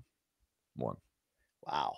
All right. Okay. Well, we'll move on from there. It just gets darker and darker, Luke. Number 4, we talk a lot about the UFC's current broadcasting deal with ESPN, which has set a new level of expectation in the sense that there's an event nearly every weekend. I mean, it's why the main card minute is cleaning up, right? They are there for you from the opening curtain jerker to the end, right? That's the name of your podcast, Curtain Jerker. And there then it is. I like that a lot. Let's show the graphic here. In 2024, just to show you, last year, UFC did 42 total events, which isn't crazy. You can go back to 2014 when they did 48 events in 20. So they've been busy before. But Luke, here's the over-under question I've got for you. 31. If we consider, if there's 52 weekends a year, 31. Over under for you, the ideal number of annual UFC cards that would both bolster the quality of each fight night and pay-per-view without slowing down or killing the business financially. I could go over, but just slightly. I could do no more than 35. And I think even that's pushing it. I think it's closer to 32, 33 is about right. I think 32, 33 is typically about right for them. So I'll take the over, but not in some kind of dramatic sense. Like you put it right near my limit. But technically I can take the over. I can take the Long over. Island Luke, would it be a death sentence to your addictive fan? He'd have to hang out with his significant other. That would break him up. No, but I like closer to like 40. I wish they just spaced them out better. I know, like, 4th of July week, there's certain weekends you kind of got to take off, but like, I just wish they spaced them out better. We have that whole month off in December, and then we have like 12 weeks straight. Well, I like that they kind of have a 1 month off season for their employees and stuff, but I hear you, Maybe you don't need that anymore. F the employees, Luke. Bro, he doesn't give a fuck about those employees. You know what No, I'm saying? he doesn't. Let's go to number 5, Luke. Erin Blanchfield told MMA Fighting on Wednesday that she doubts strawweight champion Zhang Weili would find success at women's flyweight. She doesn't even see her as a top 5 fighter. Let's listen quickly. Because I know that now if people want to move up to another weight class, they're making them like vacate their belt at like the lower weight class and like stay in the higher weight class. But I'm not sure if that's something, like, I'm sure Weili wants to fight Valentina, because who doesn't? Like, they're both, been around for a while, and it'd be a cool champ versus champ fight. But I don't know if she wants to stay at 25 and have to fight the rest of the girls in that division. I think that would be really hard for her. But if she moved up, I plan on winning my fight in like a little less than 3 weeks now, and then maybe I have to fight again if I fight like silver or something like that, and then I can get a title shot. I mean, I feel like no matter how it works out, it's going to be soon. I think Weili would be very similar. I think she could win some fights at flyweight, because she is very good. But I don't see her being a champ. I don't really see her even being top 5 at 125. I think she's just. Rose was able to beat her twice and knock her out once, and Rose is like a little bit bigger than Weili, at least like height wise. So Weili has even less of a advantage at 125, being even shorter. She could fight there, but I don't see her being like top 5 or champ at 125. Luke, a little gatekeeping right there from Blanchfield. I kind of like that, Luke. For you, the over-under in question here is 5.5. Let's put it to the test. The number of top 10 women's flyweights that you would favor Weili Zhang to beat right now. I need to see the list. Give me a second here. Put me on the spot. Yeah. All right. Number of flyweights I would pick for Zhang Weili to beat. So 1, you got Natalia Silva. 2, Manon Fiorot. 3, Grasso. She'd definitely beat her. 4, Blanchfield. I don't think so, and 5 Barber. Yeah, I'll take the under. I'll take the under. Yeah. Wow. Okay. So 5.5. Yeah, I don't see that. Does that mean that you partially agree with Aaron Blanchfield in this case? Partially. I mean, I think on the right night, she's capable of beating just about anybody, you know, but consistently hacking away at it over time. Yeah, I'm skeptical, especially now she's 35, 36. Yeah, I'm a little skeptical of that. Oh, interesting. Sometimes it makes people more youthful and better when they go up in weight, Luke. I mean, but also sometimes you can see that gap in size. Not everyone can close that gap. I went up in weight during the pandemic. It didn't make me more youthful. You know what I'm saying? Dude, we got real fat in the pandemic. Yeah. Holy crap, in hindsight. Let's go to number 6, Luke, on this fun filler game of ours. UFC Hall of Famer Pat Miletich unfortunately entered a Iowa jail on Thursday to begin a 30-day sentence dating back to a 2023 DUI when police found the 59-year-old passed out behind the wheel at a gas station with the car in drive. Miletich, of course, is an alumni, Luke, of the Jan 6, 2021 insurrection. That notwithstanding, Luke, your over-under is 73, the last age that you believe Pat Miletich could overtake me in a jail cell brawl to the death, one-on-one. How old is he now? He is currently 59. The over-under is 70. And I'm talking, we're just straight up small area. We're fighting to the death, Luke. I'll wait. So am I, what's the question again? Pat Miletich and I are going to fight to the death. And yeah. But no, the number, 73. What's the highest age 73. I don't think he can beat you at 73.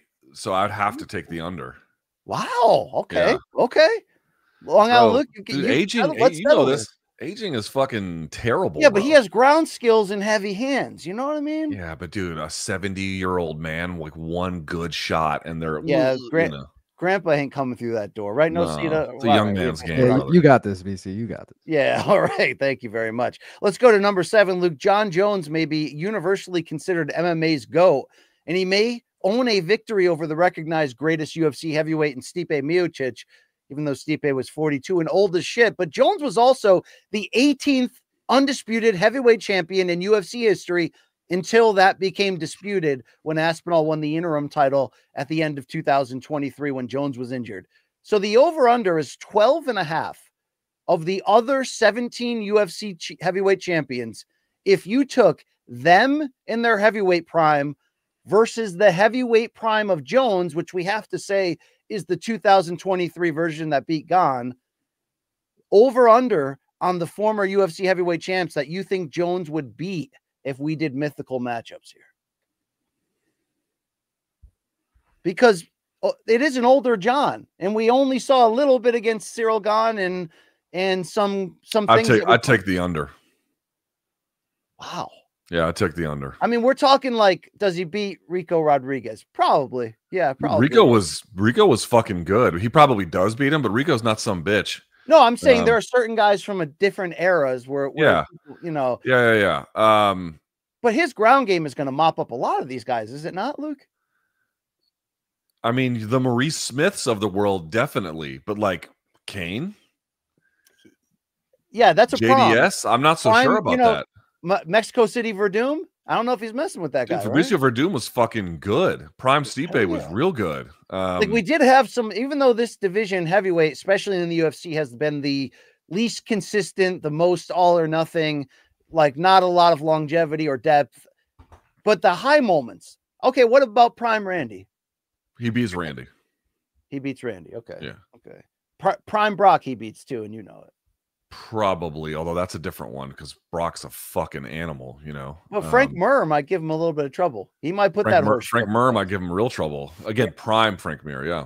Okay, you're going to take the under. Let's go to number 8. Luke, after Netflix reported that 74 million viewers watched the second Katie Taylor-Amanda Serrano fight, which happened to come on the Jake Paul-Mike Tyson undercard. That's the most watched fight in women's sports history. It set the stage now for their trilogy, which will headline a July 11th Netflix card from MSG in New York. Jake Paul's MVP promotion formally announced the entire 5-bout card on Thursday, which features, by the way, 5 of the top 10 women's pound for pound fighters on the same night. I thought that was a pretty good factoid. But your over under is 20 million. If this fight did 74 million last time, but with Jake and Mike as the lead-in, you're over under on total Taylor Serrano 3 viewers that Netflix will report without Mike Tyson on this card, as we do head into, for boxing fans, hell yeah, a must-see trilogy. Gonna take the under. 20 million is give or take what an NFL game will do. No, it won't do that. I'll take the under. Damn, Tyson, Paul, like, say what you will, and we will continue.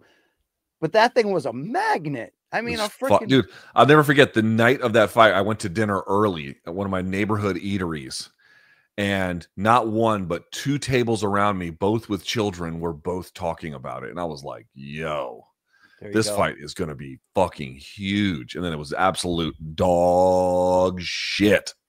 Luke, we go to number 9 on over under. ESPN NFL reporter and friend of the program, Mark Raimondi, has a book coming out on June 24th on the history of pro wrestling's greatest faction, of course, the NWO, that he's hoping will become a New York Times bestseller. Watch this this tough guy video that I put out there. I like it.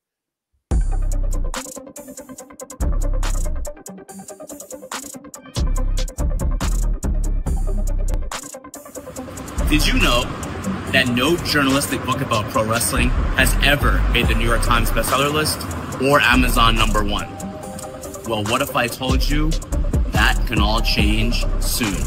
I'm Mark Raimondi, author of Say Hello to the Bad Guys, How Professional Wrestling's New World Order Changed America. We need your help. If you want to continue to see projects about pro wrestling that paints it or spray paints it in a deserving light, please pre-order Say Hello to the Bad Guys now on Amazon or wherever you get your books. Because books, just like the NWO, for life.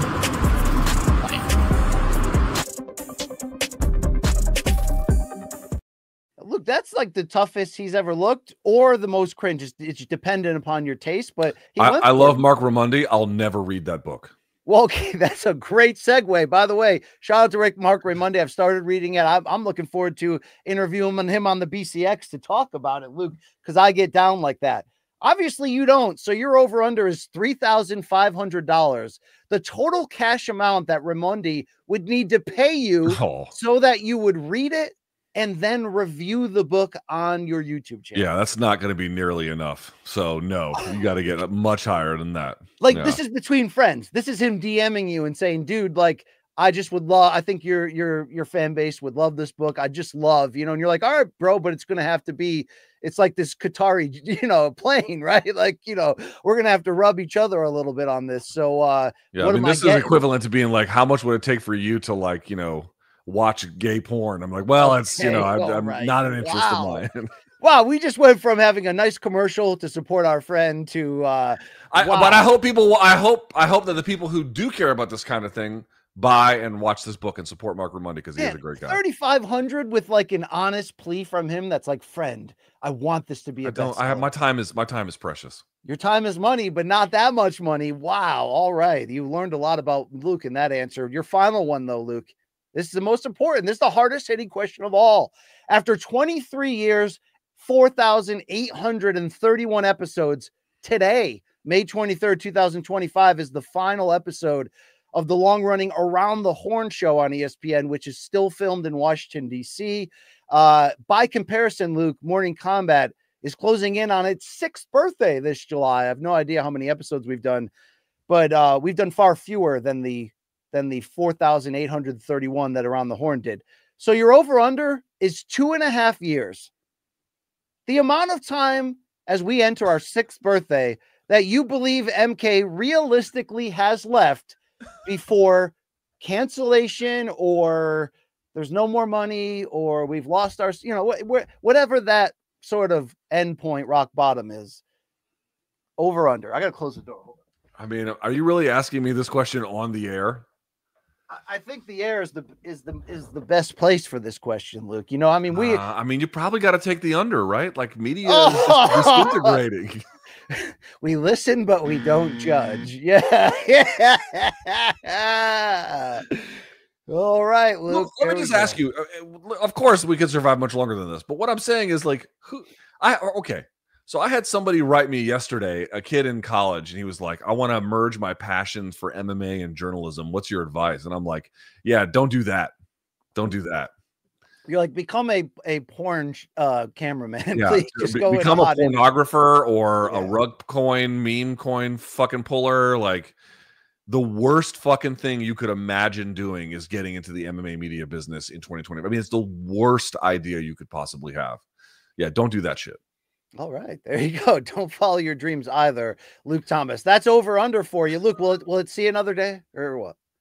Over under? Yeah. Yeah, but this one went a little long. We gotta tighten it up a little bit. All right, we'll tighten it up. Hey, we have one more segment for you, and we put some stakes on the line, maybe even on the grill too. This one is going to be called MK Jeopardy.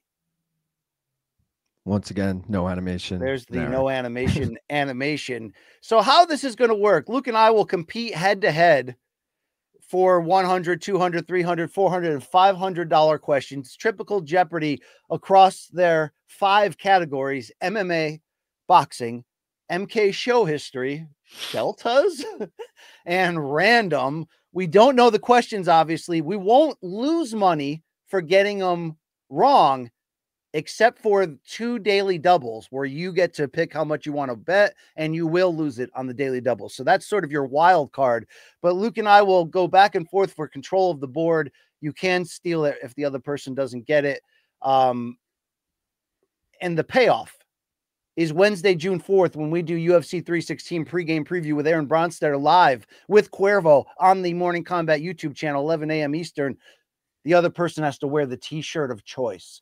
This is going to be amazing. Okay, here we go. Luke Thomas, do you want to start it off? Because we never know. Is Luke going to play ball? Is he going to submarine this? Like, what, you want to go first, Luke? We never know. Is Luke going to play ball or is he going to submarine this? I mean, what kind of a statement is that? An insulting one, Luke. Meant to sort of rile you up and get you on your game. You know, let's go. I'll take MMA 400. Do you guys want me to read these? Or you want me to just you read them. All right. MMA for 400. What was the first pay-per-view event that the UFC debuted their new gloves in 2024? Now, let me ask a question. Are we allowed any kind of hints, or is just like raw dog like this? Raw dog, baby. Brandon Royval. Oh, yes. Thank you.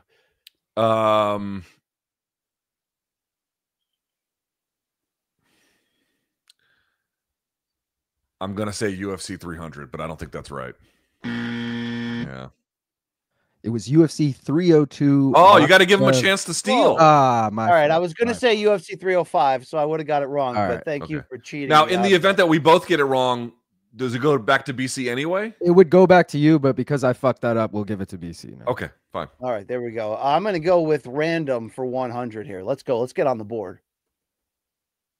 Random for 100. Cannibal Corpse and My Morning Jacket each have had 8 studio albums that made the U.S. top 200. But who has had more make the top 100? So this is just an either-or question. We're going 50-50 on this. That's going to kill the steal. I mean, who wrote these? Let's go. I'm going to go with, I think it's a setup question, so I'm going to go Cannibal Corpse, because they do sell well to a certain dark audience. Yeah, there we go. Put 100 on the board. They've had 5 in the top 100. My Morning Jacket has had 4. I just want to say it's a little bit bullshit that he gets a multiple choice answer and that I didn't, but okay. I believe that's the only multiple choice answer in it. So all right, so it's my control of the board here. Here we go. Your right? Control. Let's go to MK show history for 100. MK show history 100. Since being at the Meadowlark studio, we have had 4 in-studio guests. Name all of them. Since being at the Meadowlark studio, our 4 guests have been Craig Jones, Jed Meshew, Chuck Mindenhall,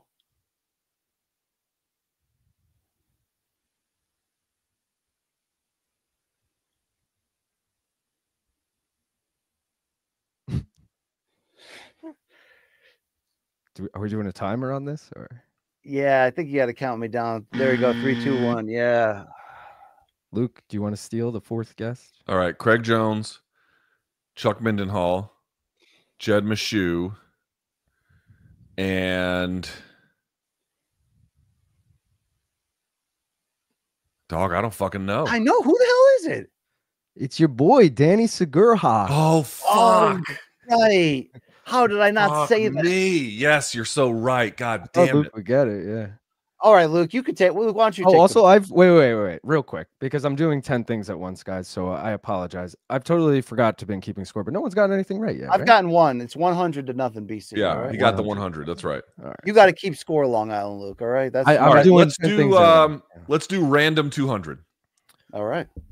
Random for 200. Which two city-states fought in the Peloponnesian War? Oh, Athens and Sparta. That is correct, Luke. Yeah. I mean, that's easy. It's easy for you. We were hoping BC would get it, you know. Oh, okay. Oh, gosh, that's great. All right. Let's do random 3. Random for 3.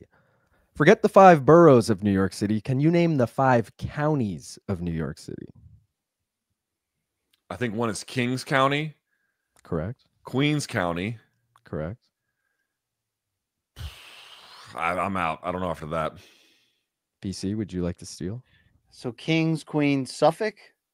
No, that's Long Island. Ah, mother effer. Then there we go. What are they? It's New York, which is Manhattan, Bronx, which is the Bronx, Queens, which is Queens, Kings, which is Brooklyn, and Richmond, which is Staten Island. I was never going to get that. Yeah, Staten Island does. I mean, it's Jersey. Staten Island's Jersey. That's true. I agree with that. Yeah, there we go with that one. Luke, do you go again? Do I go here? I guess. I'll go again, I guess. Let's do random 4.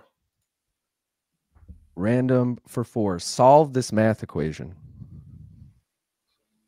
35? Wow, that was quick. Yes, that is correct. All right. And then Wait, random 5. Luke, hold on. Score-wise, give me a sec. All right, you got 600 now. I was told there wouldn't be math. I mean, come on. That's it. I think that's the only math. Let's do random 5. Random for 5. What is the world record for most hot dogs eaten at Nathan's famous hot dog eating contest? I'm going to guess 76. That is incorrect. BC, would you like to steal? 74. It is 83 by Joey Chestnut. All right. In the interest of fairness, Brian can take the next one. Okay. All right, let's hit it. Boxing for 500. Let's splash the pot here. Boxing for 500. Who defeated Manny Pacquiao in his professional debut? Oh, man. I'm not going to be able to pull that. That is tough. I'm not. What? I don't think. Didn't you? I don't think he lost his pro debut. Actually, am I wrong on that? They're not doing trick questions, are you? I didn't come up with this question and I didn't fact check it, but so I wouldn't be able to give you the name regardless. But I thought he lost twice in the early like the first 10 or 15, and I think at least once by stoppage when he was dehydrated. In his pro debut, not man. Okay, now they're saying not Manny's pro debut. Okay. I used to know the names. Can't pull them at the minute. Luke is gonna have to steal. Man, I can't. I got nothing for you. All right. The guy's name was Rustico Torrecampo. Yes, I used to know that for sure. Rustico All right. Can I have it back then? Go for it. Let's try deltas for 2. Deltas for 2. Which country was the first to legalize cannabis for recreational use? Ooh. Because a bunch of places decriminalized it. I'm going to say Uruguay. Damn, that's a good guess. You are correct. Damn, Luke, you're putting the crush on me right now. All right, let's do deltas 3. Deltas for 300. Ooh, that is a daily double. So yeah, but this is where he's got to risk it too. You have 8 points right now. So before seeing the question, how much do you want to risk? But you lose it if you get it wrong, Luke. This is the only time that happens. You know what? I'm gonna keep it moderate. I'm gonna go 200. 200. Okay, so for 200, Delta's number 3. There are still 5 U.S. states where marijuana is completely illegal. Can you name 3 of them? This is both recreationally and medicinally illegal. So I'm going to say Alabama. That is incorrect. Fuck. All right. Well, then I don't know. Florida's one of them. Even medicinally? No. So Florida has medicinal. Okay. So what? Okay. Are you giving up, BC? I mean, I guess we're getting it wrong then. Because you can't steal it. Yeah. You had so what was the answer? So the 5 states are Idaho, Kansas, Nebraska, North Carolina, and South Carolina. I think Texas just actually made it illegal as well. I saw yesterday. that literally today, like in the I think Lazy Bed. Shout out today Lazy or yesterday. Yeah. Yeah. I was like, all right, BC, you're up. All right, Luke just lost 200. That puts me back in. Let's go boxing 100. Boxing for 100. That is also a daily double. Wow. Ooh. All right. BC, Well, I got to risk shot now. I got to risk it all. Let's go 100 here, right? All right. That's all I can do. Yep. Yeah, that's all you could do. We've had 4 boxing guests on the show since moving to DraftKings. Name all 4 guests. Damn, this is a good question. Bam Rodriguez. Correct. Keyshawn Davis. Correct.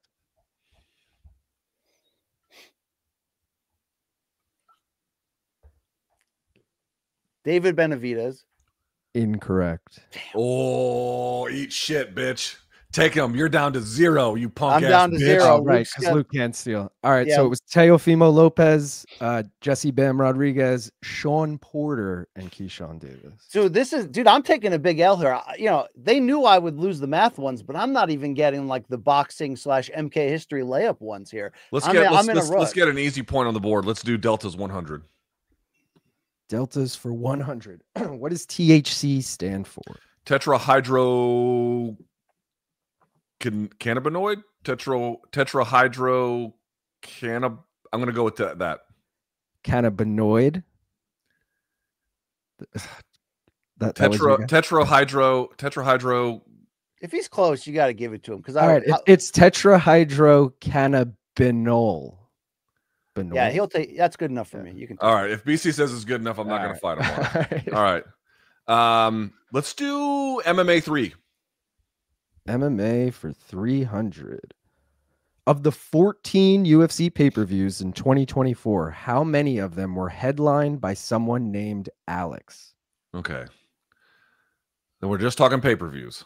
Correct. All right. So at least 3 of them. But that probably can't be the answer. Who are the other Alexes beyond him that were headlining pay-per-views? Put a clock on this guy. Let's go. 10 seconds. I'll say 4. That is incorrect. BC. I need the steal. 5. 2 Volkanovski, 3 Poetry. Oh, fuck. That is also incorrect. What? The answer is 6. 3 Poeton, 2 Pantoja, 1 Volk. Oh, wow. I got beat by an Alice. Oh, all right, BC, you're up. BC, you're up. All right, let's go MMA for 100. MMA for 100. This is specific to you, BC. Also, a little bit shitty to be like, Alexandre is the same as Alex. But I mean, okay. dude, it starts with the 4 letters. Yeah. Who was Ian Gary's UFC debut against? It's a great question. I should know it, especially. And I will say, if Luke has to steal, we're changing the question. These are specific to each other. So. Well, no, if he can steal, he can steal it. Take it. No, this was an either or. Depending on who landed on it, I had a BC version and an LT version. So I see. It's a great question. I don't even know the answer. These questions are fucking hard, man. I know, but it's doable. It should be there. It's not in the moment. I've got to pass. All right. So should I give Luke? Should I give Luke his specific, or should I let him give me try? my specific one? All right. Who was Ilya Toporia's UFC debut against? Yusuf Zalal. All right. Shouldn't have given him the specific. Ian Gary's was Jordan Williams. There we go. Williams. I wouldn't have got that one either. Yeah. All right, let's do MMA 2. All right, hold on. Let me add your points quick. 800. MMA for 200. How many combined title defenses does the Serra Longo team have? Dude, these fucking questions are fucking hard. They are hard. Yeah, they are hard. Yeah. Okay, so Weidman's got 3. Aljo had 3, so that's 6. Merab's had what? At least 2. So there's, who am I not thinking of here? Sarah didn't have any. I'll say 8. Am I missing her? That is incorrect. BC. Fuck me, dude. 7. Merab had 1. That is correct. Luke, you over all right. Merab All right, there. BC gets it. Yeah, let's go. Let's get on the board. Let's go MMA for 500, please. Oh, fuck me. Hold on. I just deleted this by accident. We're gonna need that, Long Island Luke. Come on. I got it back. All right. Oh, wrong way there. Hold on, guys. Bear with me. Which one did you want, BC? I wanted MMA 500 That's MMA. a tough one. MMA for 500. How many future or former champions fought on the UFC 205 card? I got a couple hints for you here. There were 11 fights on the card, so 22 total fighters, and 3 of those were title fights, so at least 3 were on the card. How many total future former champions? So, Okay, these are future or former champions. Here we go. Connor, Eddie, Joanna, Tyron Woodley, Misha Tate, Rocky Pennington, Bilal Muhammad. That's 7.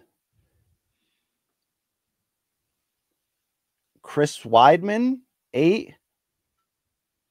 Yoel Romero, 9. No, take Romero back, 8. Romero never a full champion. 8. Weidman, 8. 8 is my answer. that is incorrect. Can I Luke. steal? Yes. The answer is 9 because you forgot about Rose. Rose was not on that Oh, card. fuck. Is Am the I answer confusing- 9? Is the answer 9? The answer is 11. Fuck. Who did I So miss? how about this? You missed Liz Carmouche. You missed Khabib Nurmagomedov.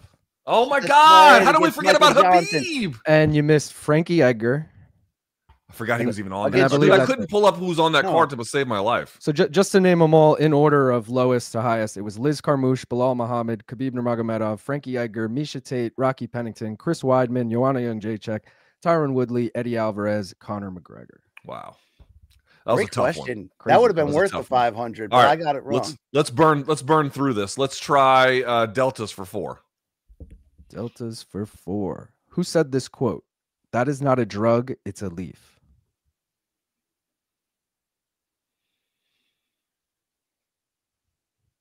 Bob Marley. Incorrect. I have no fucking idea. BC? Marshawn Lynch.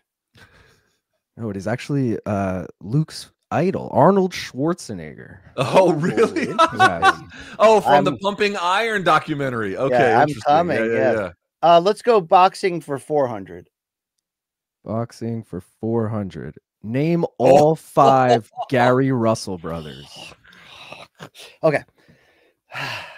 Gary Russell Jr., Gary Antonio Russell, Gary Antoine Russell,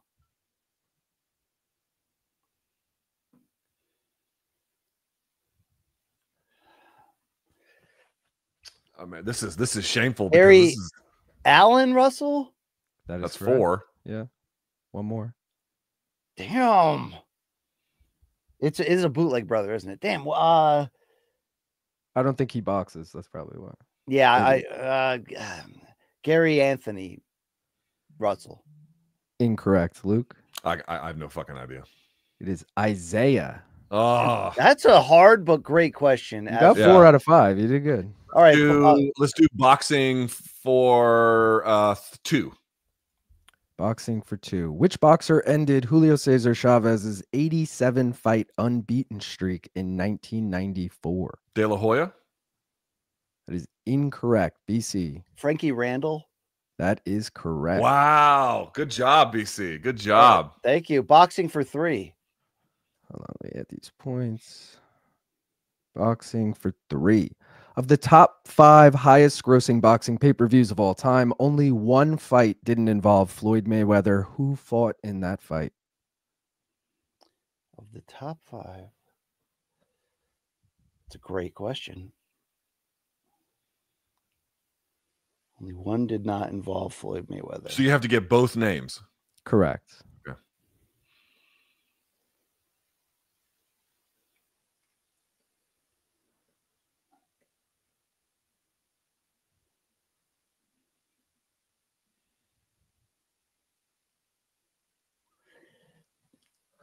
Damn. I'm going to give you Okay. Count them down. Mike Tyson versus Roy Jones. incorrect. Can I steal? Yes. Mike Tyson and Holyfield. Correct. Yes. I want you to specify which one, but I'll give No, you just said name who's in the motherfucker. Right, fight. right. You're right. That's incorrect. Mike Tyson and Lennox Lewis did like 1.9 million. That's the highest Tyson fight and then he did 1.5 with Roy Jones. Hey, he said correct. I'm not fighting him. Put Yeah, the points on the fucking The board. Ring not magazine just put out like a top 5 thing. This is what I mean, are you saying they're not a credible source? Is that what you guys are saying? Well, they could be using international pay-per-views where from that era we use North American pay-per-views. All right. Give me the point. I'm sorry. Give me He the can get point. it.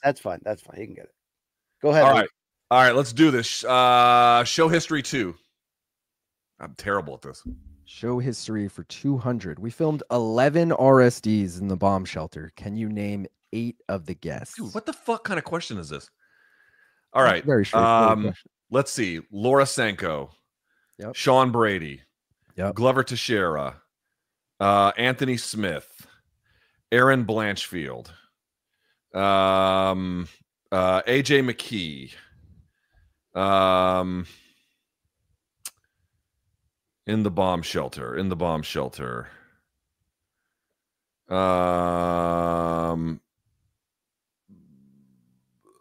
Fuck me.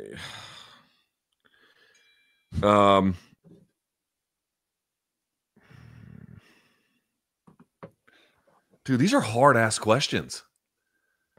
These are not easy. Give me a second. Hold on. This because you got 8 names is a lot. How many does he have, Luke? 6. He has 6. I have 6.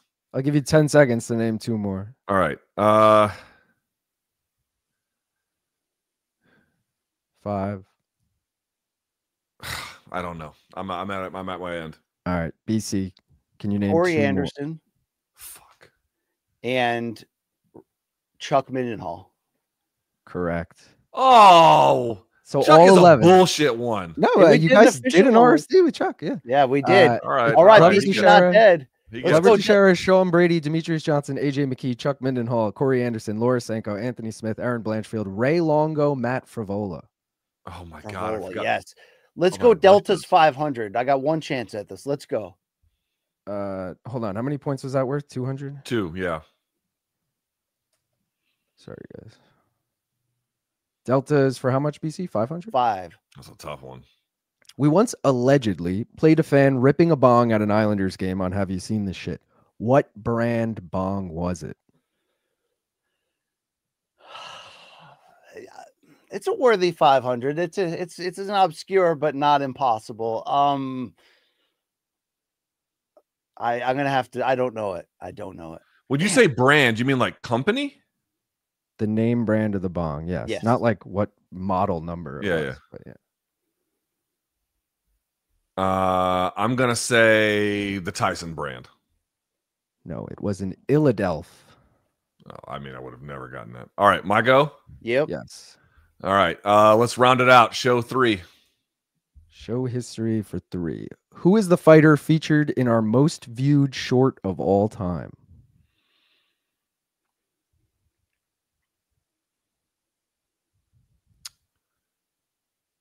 I don't understand that. Like, We have our most viewed short of all time is a clip with a fighter in it.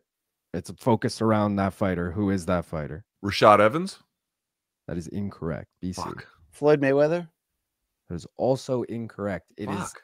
the Tank Davis interview that Luke did where he's talking about Yes. Shakur. It did 3.9 million views. Jesus, did it really? All right. Yeah. I'm down by 500. There's 2 questions left, one for 400 and one for 500 in MK show history. Let's go with 400. All right. MK show history for 400. This is a hard one. How many items is Luke seen putting into his mouth in the MK intro? The revamped MK intro. 3. Close, but incorrect. Can I steal? Yes. 4. Correct. I shouldn't have said close. That's my fault. Yeah. Well, now give me the points, bitch. How It about was that? 4. You put a vape in your mouth, a granola, I guess, Pepto Bismol, and you're doing a Yogurt. shoey drinking beer. So. Oh, okay, yeah. All right, Wow. last one. Let's just do it for 5. Let's go. I win, but let's do it for 5. All right, hold on.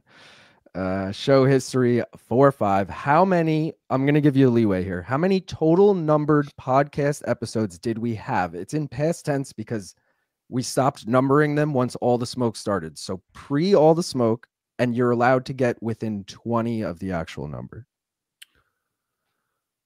I'm gonna say 550. You fucking nailed it. We had 540. Damn. Look at me, BC. Wow. Wow. Look at me. Look at me. Look at me. Look at me, bitch. Look Can we get a preview of what you're thinking for the shirt? Oh, yeah. Like I eat ejaculate or something absolutely unbearable that he'll have to wear. Yeah. Oh, yeah. Oh, gosh. I really got taken to school there. So I got to pay the piper Wednesday, July 4th, 11 a.m. Eastern on the Morning Kombat YouTube channel. It is pregame preview brought to you by Cuervo, and I'll wear the shirt in question. All right. Before we go, we did want to shout out a fantastic interview that took place on our Brotherhood podcast, The Art of Ward Under All the Smoke Fight, featuring Andre Ward with the legend himself, Bernard Hopkins. And you know it's going to be lengthy. They go 2 hours. I listened to, it's so good about the wide range of topics going from Hopkins being a state prison champ to becoming a world champion, his famous fight with Tito Trinidad and the riot he started in Puerto Rico, the body shot to the liver. You'll understand that joke when you watch it against Oscar De La Hoya. Check out B-Hop break down his historic stoppage of the Golden Boy. And to watch the episode, you can head over now to the All the Smoke Fight YouTube channel. Let's watch a snippet of it right now. You stop Oscar with a sneaky left hook to the body in the 9th round. What do you have to say to people that say, I was fixed. He wasn't hurt. That wasn't a strong shot. What do you have to say to people that say that? What would I say to people that say that wasn't a strong enough shot for Oscar not to get up? I would say, have you ever been hit in the liver? Probably not. Until you get hit in the liver, you will understand that the liver is not supposed to be hit on. I heard the gasp, and I knew he wasn't getting up. The timing of it was more than a punch. As an athlete, you and I know, and anyone else out there will understand, even if you're not an athlete, if you get the wind knocked out of you, it's a problem. How do you shake a liver shot? How do you stop air being forced out of you? You can check that out on All the Smoke Fight. Shout out to B-Hop. Luke, would you rather take a shot from B-Hop to the liver or meet him in the men's room? Yeah, I'll skip the men's room. Okay. All right. We'll take that. Luke, you know the significance of that De La Hoya Hopkins fight? I believe that was 2004, if I'm correct.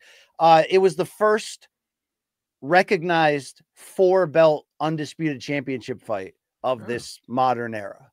Very cool. With Hopkins winning by knockout there. There you go. Check that out. Follow the show at these social approved channels right there. You can follow us on our YouTube journeys as well. Check out my interview with Eddie Hearn this week. Luke, you have any thing to promote there on Luke Thomas Live on Substack? Gonna take a break this weekend. Got some cool stuff for Substack on Tuesday. Obviously, have a great weekend and Monday and everything like that. But yeah, Tuesday, stay tuned. Long Island Luke, will you be, being a great boyfriend this weekend with not much fights going on? Yes, I will be being a great boyfriend. No content. Also, happy Memorial Day to everyone. No show Monday. We're going live Tuesday. Tuesday live. 11 a.m. Eastern at Morning Kombat on YouTube. Thank you so much, guys. Reach the show at morningkombat@gmail.com. Let's get those Fridays awesome again. Did you like today's fun fair? Well, let us know. We had some fun. We rolled out the balls. Luke Thomas, anything else that the people need to hear from you? Like I'm good. Encouragement. Don't follow your dreams. Yeah. Get in shape. Let's end this. Yeah. Oh, let's go home. I've got another job. All right. For LT, it's BC and the LIL. We're out of here. Thanks, folks. All the Smoke fight is headed to the Hall of Fame. That's right. This year's International Boxing Hall of Fame induction weekend in boxing's hometown, Canastota, New York, takes place from Thursday, June 5th through Sunday, June 8th, ending with an annual ceremony immortalizing boxing's all-time greats. The International Boxing Hall of Fame are hosting fan events and experiences all weekend long. On Friday night, June 6th, Salida Promotion will present a terrific fight card in association with All the Smoke Fight, live on the Zone from the Turning Stone Resort Casino in Ramona, New York. Featuring USBA heavyweight champion Brandon Moore, defending his title against undefeated prospect Stanley Wright in the main event. Plus a stacked undercard featuring world champion Franchon Fools-Dezern and rising prospects JJ Pagan and DeVell Smith. Sounds to me we're going to have a great fight night. And of course, Sunday, the ceremony to induct the class of 2025. Legends like Manny Pac-Man Pacquiao, Michael second to none, and the Tasmanian Devil, Vinny Paz. Join All the Smoke Fight and Salida Promotion at Turning Stone Resort Casino for this year's International Boxing Hall of Fame induction weekend. Hey, listen, visit turningstone.com for accommodations and tickets to Friday's fight night. Visit IBHOF.com for the full induction weekend schedule.